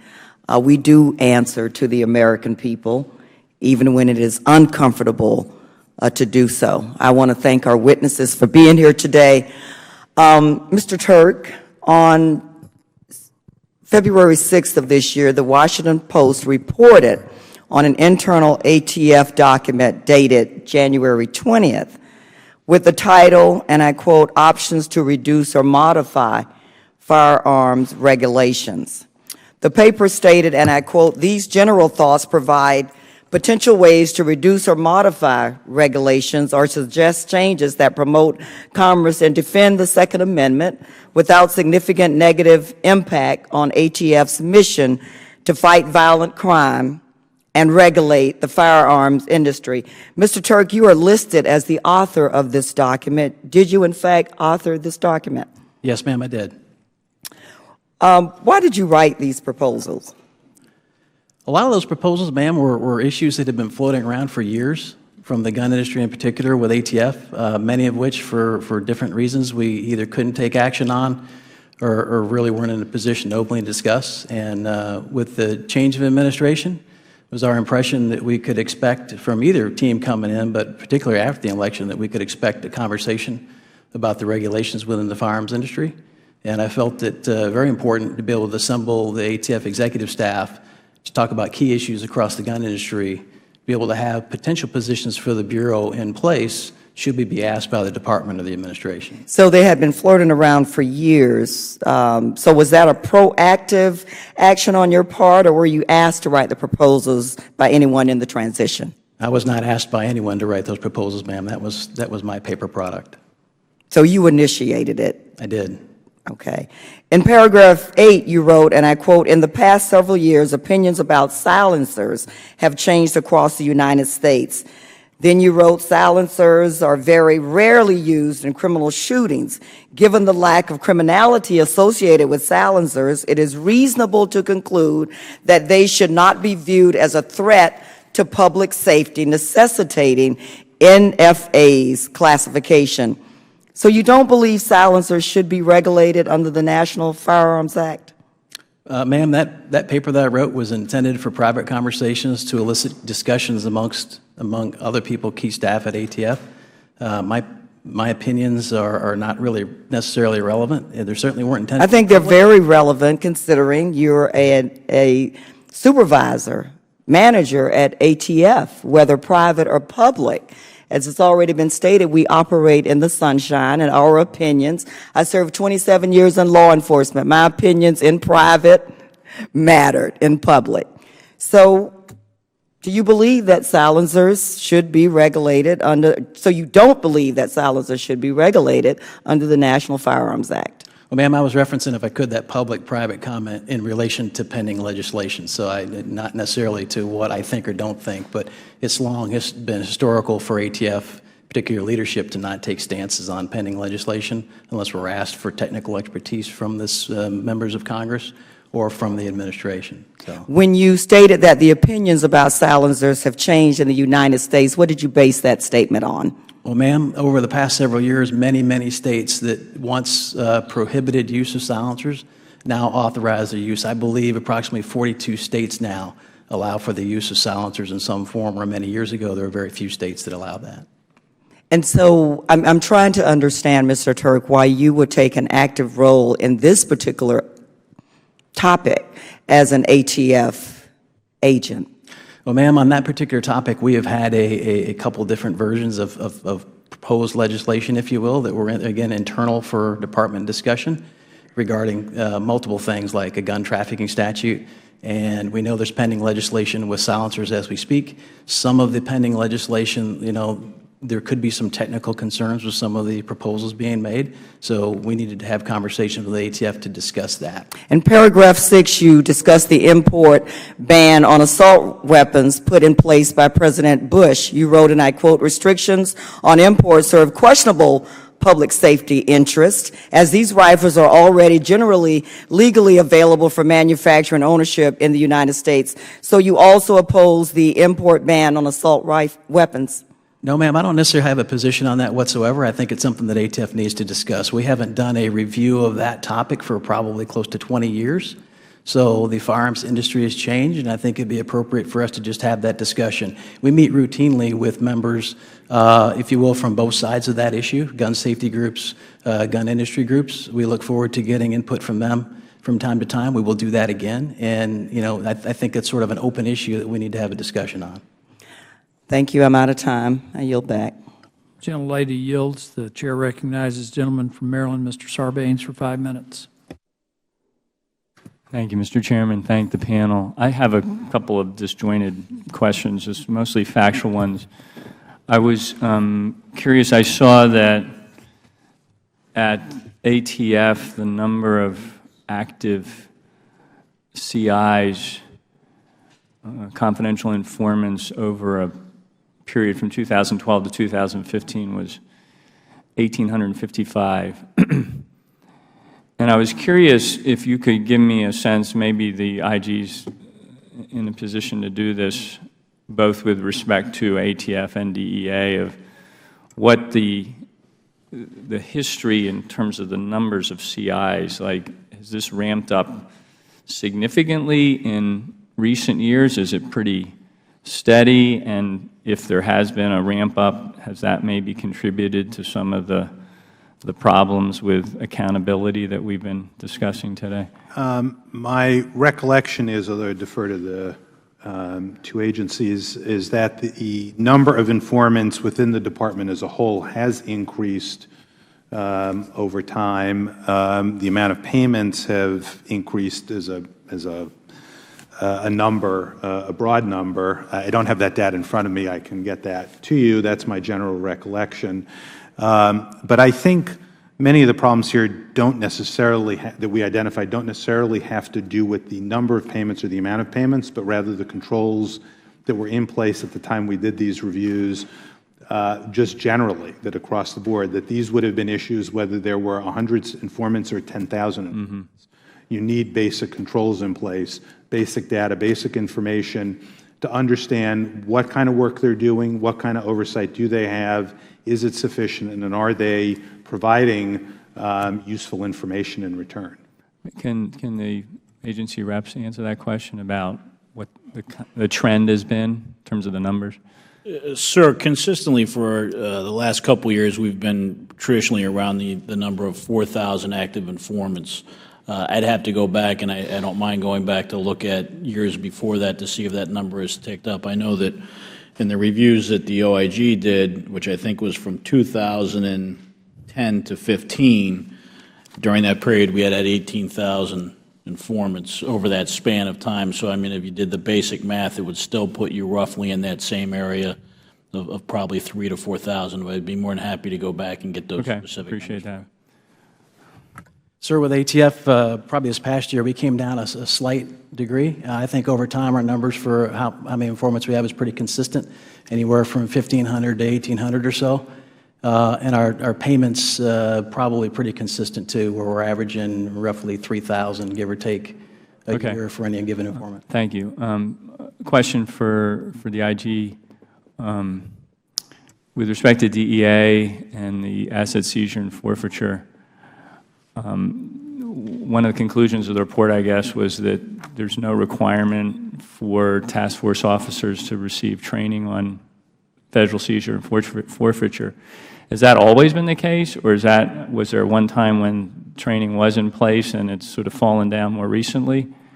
I don't know the history of it. I defer to Mr. Patterson on that. But I'd be surprised if there was training and then someone intentionally took it out. We've tended not to see that being the process generally, but I'd defer. Mr. Patterson, do you know if there was ever that kind of training? Sir, we have had numerous forms of training, I mean, probably for the last 20 years. I think the question here is whether it was mandated or not. And that training, like I said, in March of 2016 was mandated for anybody that works interdiction cases. It has both interdiction type training as well as asset forfeiture training combined in those classes. But again, I can find out if that was mandated prior to that. I would agree with Mr. Horwitz. I would find it hard to believe that it was mandated and stopped. Mr. Horwitz, you concluded that the task force officers at DEA made different decisions with respect to seizure of proceeds, whether they should seize all or part or so forth in very similar situations, giving rise to the appearance that this was arbitrary. Can you maybe give us a little more insight into that? Certainly. Well, part of the reason you want training when you've got deputized officers from state and local jurisdictions from around the country is they each have different rules, laws, states, policies, they're dealing with all sorts of different requirements when they're at the state and local level. Now they come federally, and there's a series of policies at the DEA, for example, if that's who they're deputized and working with, that they're supposed to follow. And the critical nature of training, both with regard to making sure that it's being done properly, consistent with policy and legally, is... Was there any evidence, because I've run out of time, was there any evidence that there might have been some like distorting incentives in play that were leading to different treatment of these asset seizures in some instances versus others that you're aware of? I'm not aware of that. Our concern, of course, is that if you don't have consistent application of the training and the rules behind it, that you end up with those kind of questions, precisely the ones you're asking, Congressman. Okay. Thank you. I yield back. The gentleman yields. The chair now recognizes the gentleman from Missouri, Mr. Clay, for 5 minutes. Thank you, Mr. Chairman. And Mr. Horwitz, last week your office issued a much-anticipated report on the Department's oversight of cash seizure and forfeiture activities. In recent years, the potential abuse of this tool and its widespread use have attracted significant attention.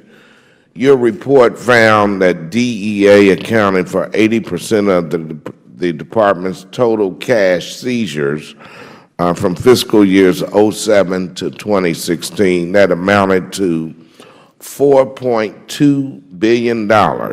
Is that correct? That's correct. As I understand it, DEA can seize cash based on probable cause alone and does not need to arrest or charge a person. In addition, DEA forfeiture frequently occurs without judicial oversight. Is that correct? That's correct. Your report asks how many seizures were connected to any criminal investigation. Why was that an important question to ask? Well, one of the issues that we've heard consistently asked of us and that we've seen asked of DEA and others in the department is, do the seizures and do the action, the forfeitures, help with criminal cases, with actual cases, whether as intelligence or directly linked to a case? And that was what we wanted to look at. And according to your report, based on a review of a sample of 85 higher-risk interdiction seizures, only 34% had any connection to criminal investigations. Do I have that right? That's right. We could not determine in those cases or find evidence in those cases of a connection to a criminal case. And one of the challenges we faced is that DEA's system for tracking forfeitures isn't married to its system for tracking cases. And so we had to go back and look manually to make that assessment. And in many of those instances, there was no evidence apparent to us of a connection. Now, that's stunning. That means that in this sample, 2/3 of seizures were not connected to criminal investigations. Did the department thank you for alerting them to this important finding? And just how did they react? Well, the response from the department, the criminal division, I wouldn't characterize as thanking us, took issue with the data and how we went about our work. We stand by the methodology we used, and we stand by our findings. Thank you. And Mr. Patterson, what was your reaction when you got this report? Sir, I got the report last week, and I read it over the weekend, and in this case, I think I see both sides. I think that OIG was very clear that they said they reviewed a judgmental sample of 100 cases that posed the highest risk for concern. I also understand the department's position, which that doesn't necessarily reflect the entire asset forfeiture community. To go back to one of the points that you just raised, whether it's administrative, civil, or criminal, all of our seizures are reviewed by Department of Justice attorneys. In administrative, obviously, there is not a legal proceeding that occurs.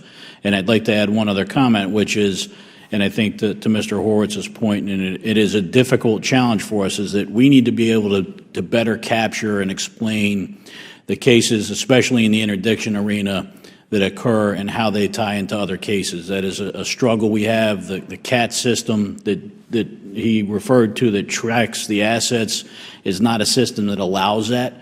But that's on DEA to be able to do a better job of explaining that. Although I will say is overall, I think probably the vast majority of our cases, one, end up either criminally or civilly, and secondly, I think you would see are very reflective of ongoing criminal investigations because it's an important tool we use to deny revenue to those groups. Now you understand the public perception on this one. The optics are real bad. I mean, are your agents just arbitrarily making these decisions? Oh, we like this artwork over here. Let's take this too. I mean, do you see the optics can be kind of negative for reflection? I completely understand the optics, but I also think that you have to truly read the report. And again, I'm not being critical of anybody. I think you have to understand how this was done. I don't disagree with the approach that OIG took in doing it, but I also don't think it represents the overall asset forfeiture program. Okay, I see my time is up, Mr. Chairman. I would love to hear more on this, just this subject alone by this committee. I think it's quite important, and I know my office takes in complaints as well as others on this subject matter, so perhaps we can explore another hearing on this. I thank the gentleman. The chair now recognizes the gentleman from Virginia, Mr. Connolly. Thank you, Mr. Chairman. Mr. Turk, what's the F in ATF stand for? Firearms, sir. And what is your mission with respect to firearms? We have a dual mission, sir. We work with and regulate the industry, the gun industry, and we also enforce the federal firearms criminal laws. And you wrote a white paper, I'm following up on Ms. Deming's questions, dated January 20th, and you testified that no one asked you to write that paper. You just kind of thought time for a white paper on the subject. I did write the paper, sir. As I said, a lot of those thoughts came from others and myself that had been in the works for years, so I didn't necessarily develop it in and of itself. Well, a lot of those thoughts read like an NRA white paper. Do you represent the NRA, or do you represent the American people at ATF? Sir, I represent ATF, and with all due respect, sir, if you would read there are portions of that report that I believe you could argue that there are portions of that report that. Well, with all due respect, Mr. Turk, I represent victims from Virginia Tech in my district. We buried 6 young people, and I couldn't explain to them why an ATF agent or representative would think legalizing silencers might be a good idea, or rolling back dealer oversight with respect to law enforcement, allowing dealers to avoid reporting requirements. That's in your white paper. Considering dropping a proposed long-term sales records requirement that helps local law enforcement trace gun crimes, and having further discussion on curtailing the anti-trafficking program that requires dealers in western states to notify ATF of multiple sales of high-powered rifles. You think those are all measures to protect public safety? Is that your position? Sir, they're all just discussion points. Discussion points? Yes, sir. After everything this country has been through, you think it's time to have that discussion? You cited, in response to Ms. Demings, that what really spurred you was a change in administrations, correct? I also indicated that I believe I would have written a paper had the so did the gone a different direction. Okay. Ms. Demings comes from local law enforcement. I was the county chairman. I dealt with law enforcement in my county. Big city police departments came to you and said, it's time that we actually unshackle these requirements. ATF would welcome this discussion, like Chicago, right? Well, or sir, New York? I believe a lot of those issues in that paper have been and will continue to be discussed with law enforcement. Did you discuss this white paper with the NRA? No, sir. You had no input from the NRA? No, sir. You had no outside input of any kind? Well, sir, over time, we've had outside input from many organizations. I am talking about your white paper, January 20th. Well, yes, sir. Many of the ideas in my paper came from other organizations' issues over the years. None of them necessarily at that time frame, but of course, none of those are just mine. Those aren't just Ron Turk's ideas. I'm going to take a page out of the chairman's book. Name one. What outside group? For example. How many, by the way? 8? I don't know if I can give you a number, sir. I could give you an example, though. No, how about you give me a group that helped, that yes, you sir. talked to? Yes, sir. One of the issues in the paper discussed licensing and the ability of licensees to sell only at gun shows. That issue was brought up through an organization that represents gun show. What organization is that, Mr. Turk? I can't remember the name, sir, but it's a gun show promoters organization. I can get back to you with the exact name. But they came to us with a written request for an answer from ATF. Can we, as an organization, license someone to be an FFL, a federal firearms licensee, that predominantly only sells? Well, Mr. Turk, I want to give you one more chance. You're under oath. You had no conversation or input from the NRA on this paper? No, sir. Well, they must be doing a jig over at NRA headquarters, which is in my district. Having read this white paper, I must tell you, I would have a lot of trouble explaining your thoughts in this white paper to the victims I represent from Virginia Tech. I yield what little time I have to Ms. Demings if she wishes to pursue.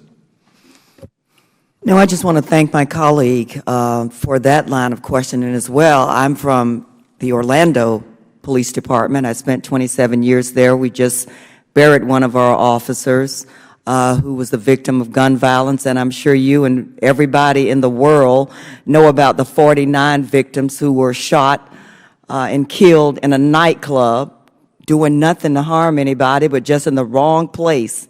And I wonder, Mr. Turk, what would have happened had the shooter had a silencer on the end of his assault rifle when he entered that club? Do you believe it would have helped the shooter or helped the victims who ran for their lives once they heard the sound of gunfire? I yield back. Ma'am, that was an absolute tragedy, and the men and women, and I can assure you, work every day within ATF to fight violent crime and reduce gun violence. Now recognize myself. Our committee is looking into what happened with the ATF's disciplinary process with respect to 2 ATF officials involved in Fast and Furious, and also the arson investigation of former Special Agent Jay Dobbins and his home. For those of you that aren't as familiar, Mr. Dobbins' home was burned down after receiving threats flowing from his undercover work in infiltrating Hell's Angels, a matter that yielded dozens of arrests, indictments, and resulted in multiple prosecutions. At the heart of both of these matters were 2 ATF special agents from the Phoenix Field Division, Special Agent in charge, William Newell, and Assistant Special Agent in charge, Mr. George Gillette.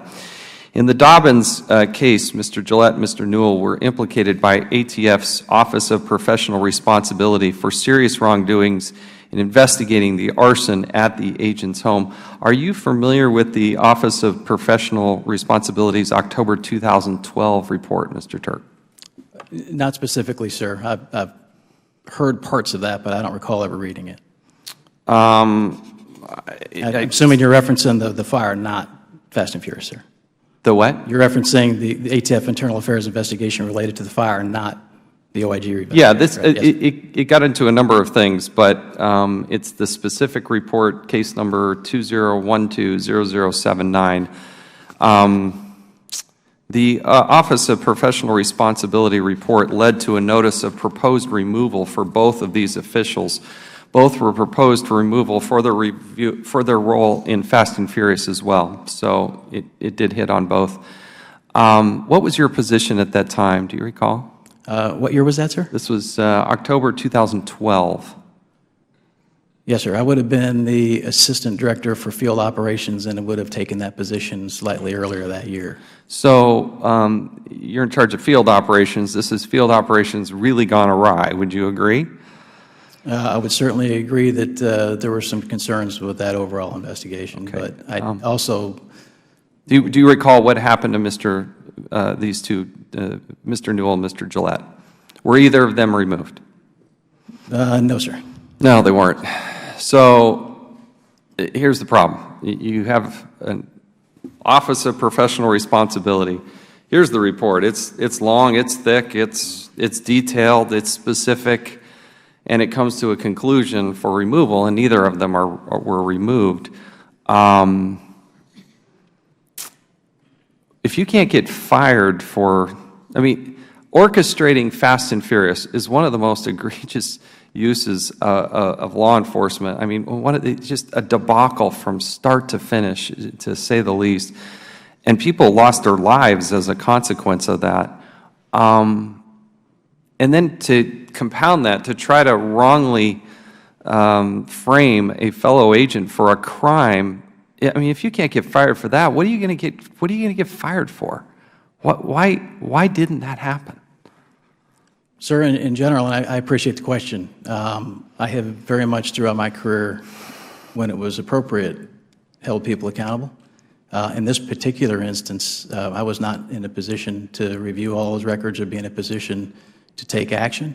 They are personnel matters, and I would not be in a position to take an opinion one way or another because I never saw all the facts that were involved. Okay, but you are in a position now, correct?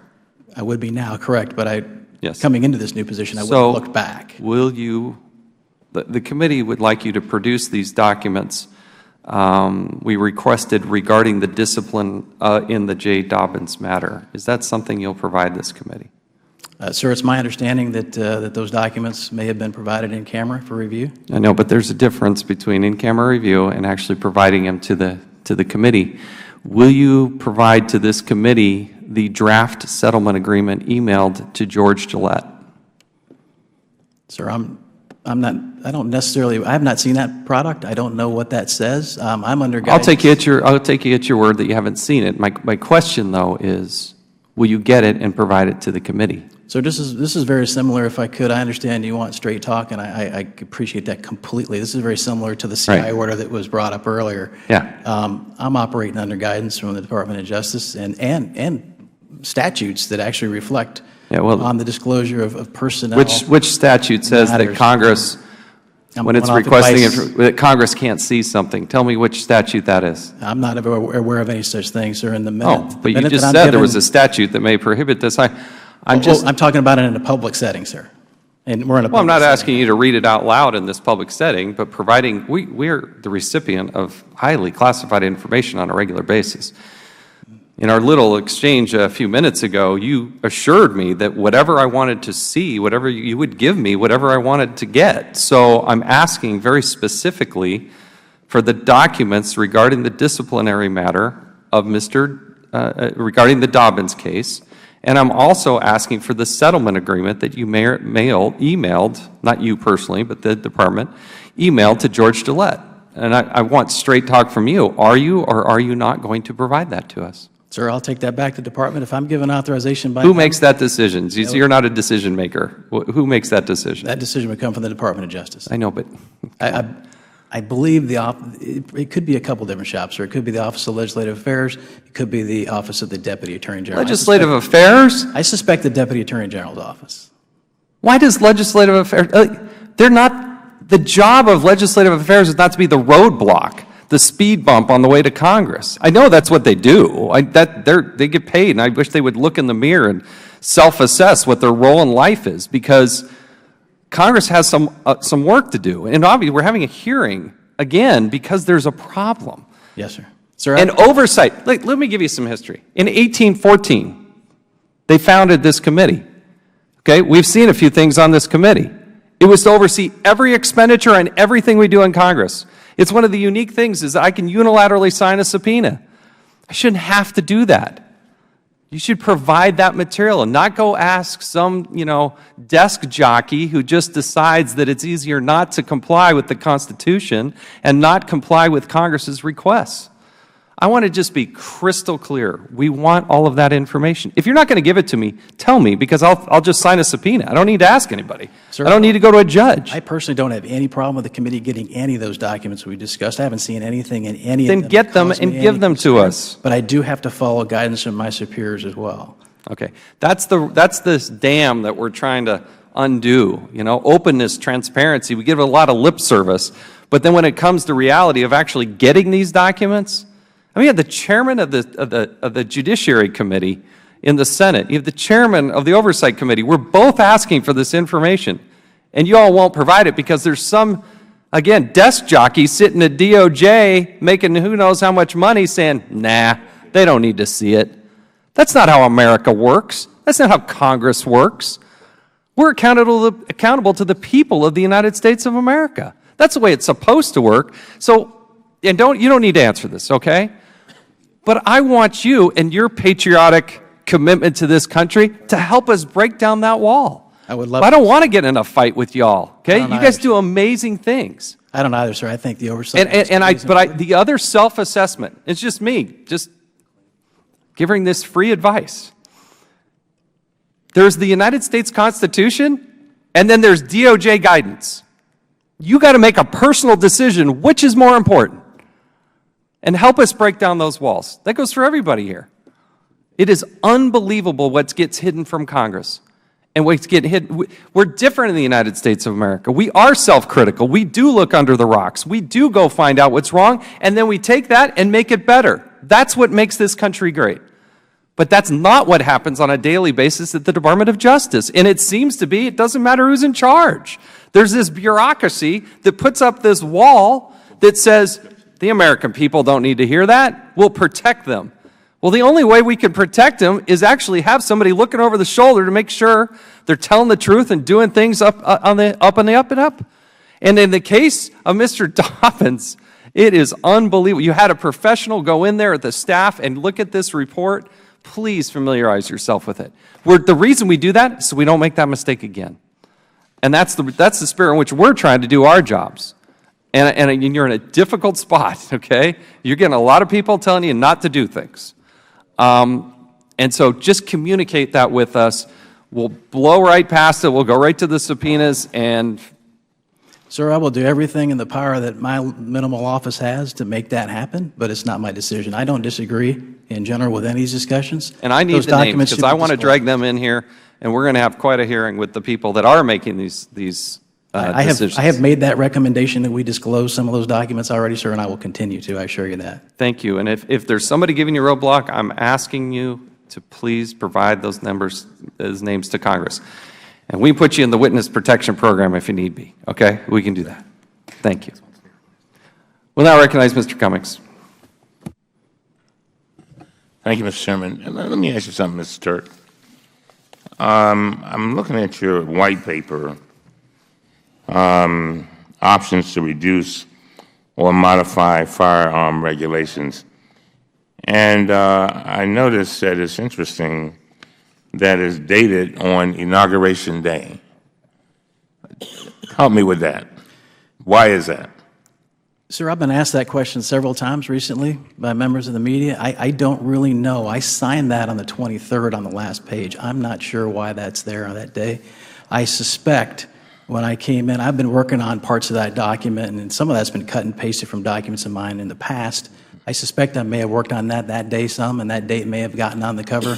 There's no significance to that to me. I recognize the significance of that day nationally, but I signed that on the 23rd. Well, I'm reading from an article, Washington Post,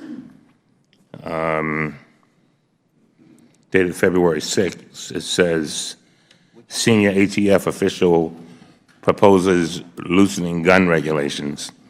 It says the second highest ranking official at the Bureau at ATF has written a proposal to reduce gun regulations, including examining a possible end to the ban on importing assault weapons into the United States. This is your paper, right? It is my paper. I believe that may be a slight mischaracterization. Well, I don't want to. Not from yourself, sir, from the paper. Well, why don't you tell me what this is? Then? I mean, you were involved in it? Is that right? Yes, sir. Yes. Were you the second highest ranking official? I was. So why don't you tell me your role in the paper then, with the paper? Yes, sir. With that particular issue, ATF from time to time is asked to make determinations not only on individual type firearms and how they are classified, but also on broader issues for things like importation. On that particular issue, we haven't looked at that matter for almost 20 years. So we're getting questions, particularly from the gun industry, but also from others from time to time on where do we stand on these issues. I think it's time for ATF to re-examine that. I don't particularly have a position myself at all, one way or the other, nor do I necessarily recommend a position on that matter one way or the other for the agency. I do think it's just time to have that conversation. I think it's appropriate as things change. Some of the things— Oh, hold it right there. Let's put a pin in that. Hold on. Sir. You said as things change. What has changed? The firearms— wait. Let me just finish. In my neighborhood, people are still getting blown away with assault weapons. I live in Baltimore, in the inner city. People can get a gun faster than they get a cigarette. But anyway, you go ahead. Yes, sir. So I'm trying to figure out what's changed. Understood. And I think, we take the gun violence in Baltimore very seriously, sir. I know you do. It's important. The gun industry, particularly when it relates to your modern sporting firearms type platforms, for example, your M4s, your AKs, the products that can go with those over the last 2 decades has changed tremendously. So one slight variance in a stock or in a grip or it can change the classification of the firearm. In the gun industry, some manufacturers are pushing that right to the envelope, and they're coming to ATF, and we're constantly having to re-examine, what is this classified as? Is this a machine gun? Is it not a machine gun? Is it a short barrel rifle? Is it not? So the dynamics for where we operated in a broad sense and what we thought could be imported in the United States 20 years ago has changed significantly. I think people have perhaps misunderstood some of the way I wrote that paper. I think it's a subject for discussion. I don't necessarily think we should open up the floodgates for more things coming into this country. Matter of fact, there may be certain areas where we should not do that. But I think it's appropriate for us within ATF to have that conversation. Yeah. So some of these matters, sir, we've been reluctant to discuss some of these things for years in ATF. And I think that's not healthy. I think it's important for our staff to be able to totally discuss the entire broad range of gun regulatory issues and get input from all communities and then present reasonable recommendations that don't impact public safety. If something is going to negatively impact public safety and we think it's going to directly lead to more shootings, I can assure you it won't have my name behind it. Well, let me tell you, I have spent a lot of time defending the ATF, and I think that ATF has been treated like a stepchild that's not liked. And when you say that that the gun industry, I think that's what you said, has some input, and I got that. The question is, and this is where I really get confused, my law enforcement folks are telling me that folks have armor-piercing guns, and they're trying to shut this stuff down. Do you hear from them, too? Absolutely, sir. And so what do you hear from them? Because I'm wondering how much balance there is when you have something like the NRA, which is extremely powerful, although its members believe in gun safety, reasonable gun safety. Apparently, the gun manufacturers are not necessarily in tune with the membership, the rank and file membership of the NRA. So I'm just wondering, how do my law enforcement, who I support 1,000,000%, if I've got people who are going out there and they're worried that there's going to be, say, for example, armor-piercing weapons, and my police chief tells me the folks in some of these neighborhoods, in some instances, have weapons more powerful than what they have. So how does ATF strike that balance at the appropriate moments? I mean, how does that affect you all? I get the impression that the gun lobby has extremely strong views and express them, and I'm just wondering, how about police officers? Yes, sir. I think there are broad opinions across the board. Our partnerships with our state and local partners with law enforcement are critical to ATF. I mean, that is our bread and butter mission, working violent street crimes. And, we would never take a regulatory step that would intentionally put any law enforcement or the public in jeopardy at all. We talk to law enforcement all the time, sir. We have memberships on, for example, IAC, International Association of Chiefs of Police Committees, Major City Chiefs Committees. All of our agents in charge and our supervisors are very much in tune with their local city and state police entities. We're getting input from them all the time. Our public and governmental affairs folks routinely meet from them and hear from them as well. That particular issue you're talking about, without getting too detailed about armor-piercing ammo, I don't believe we would be in a position, I don't believe we would support anything that would directly for example, the law doesn't allow for pistols to have armor-piercing ammo. So what's up for discussion is rifles. Yeah, I was just using that as one example, but we're going to have to, we've been here for a while, but I've been watching this, I've been in and out, but I'm watching it back there. We have video back there. We can see you in the room there, and I've watched all of this. I want to go back to something very quickly that you and the chairman got into. You kept saying that the chairman was, I can't remember the exact words you used, but basically violating your honor. Am I right? I said that at the time. I don't, yeah. Let me tell you why I'm bringing this up. We get very frustrated when we cannot get information to do our jobs. And it's not about your honor. It has nothing to do with your honor, as a matter of fact. I think you took it there, but it wasn't. It's not about that. It's about whether we can get the information we need so that we can do our job. It's simple. It's not complicated. And when you get an invitation, I forget the gentleman's name who appeared the last time, but he was very clear that, you know, he had a misunderstanding, I guess. Maybe you had a misunderstanding, but that's not about your honor. That's about, again, us trying to get the information we need so that we can do our job. That doesn't mean you haven't been a great soldier, you haven't been, you know, doing a great job. You follow what I'm saying? Yes, sir, I am. Yeah, because sometimes I think we can take things so far, and it doesn't have to go that far. As a matter of fact, when we take it that far, a lot of times we still don't end up getting what we need because we lose sight of what we were talking about from the very beginning.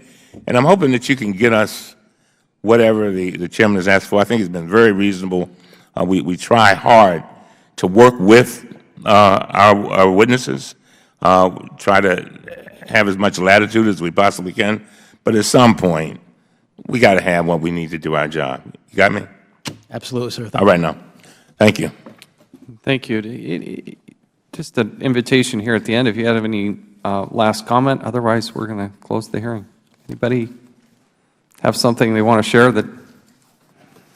All right. We want to thank you for taking time to appear today. Again, we appreciate the men and women who are on the front line doing the hard work here. We'd ask unanimous consent that members have 5 legislative days to submit questions for the record. We'd appreciate your helping to follow up with those. And without objection, so ordered.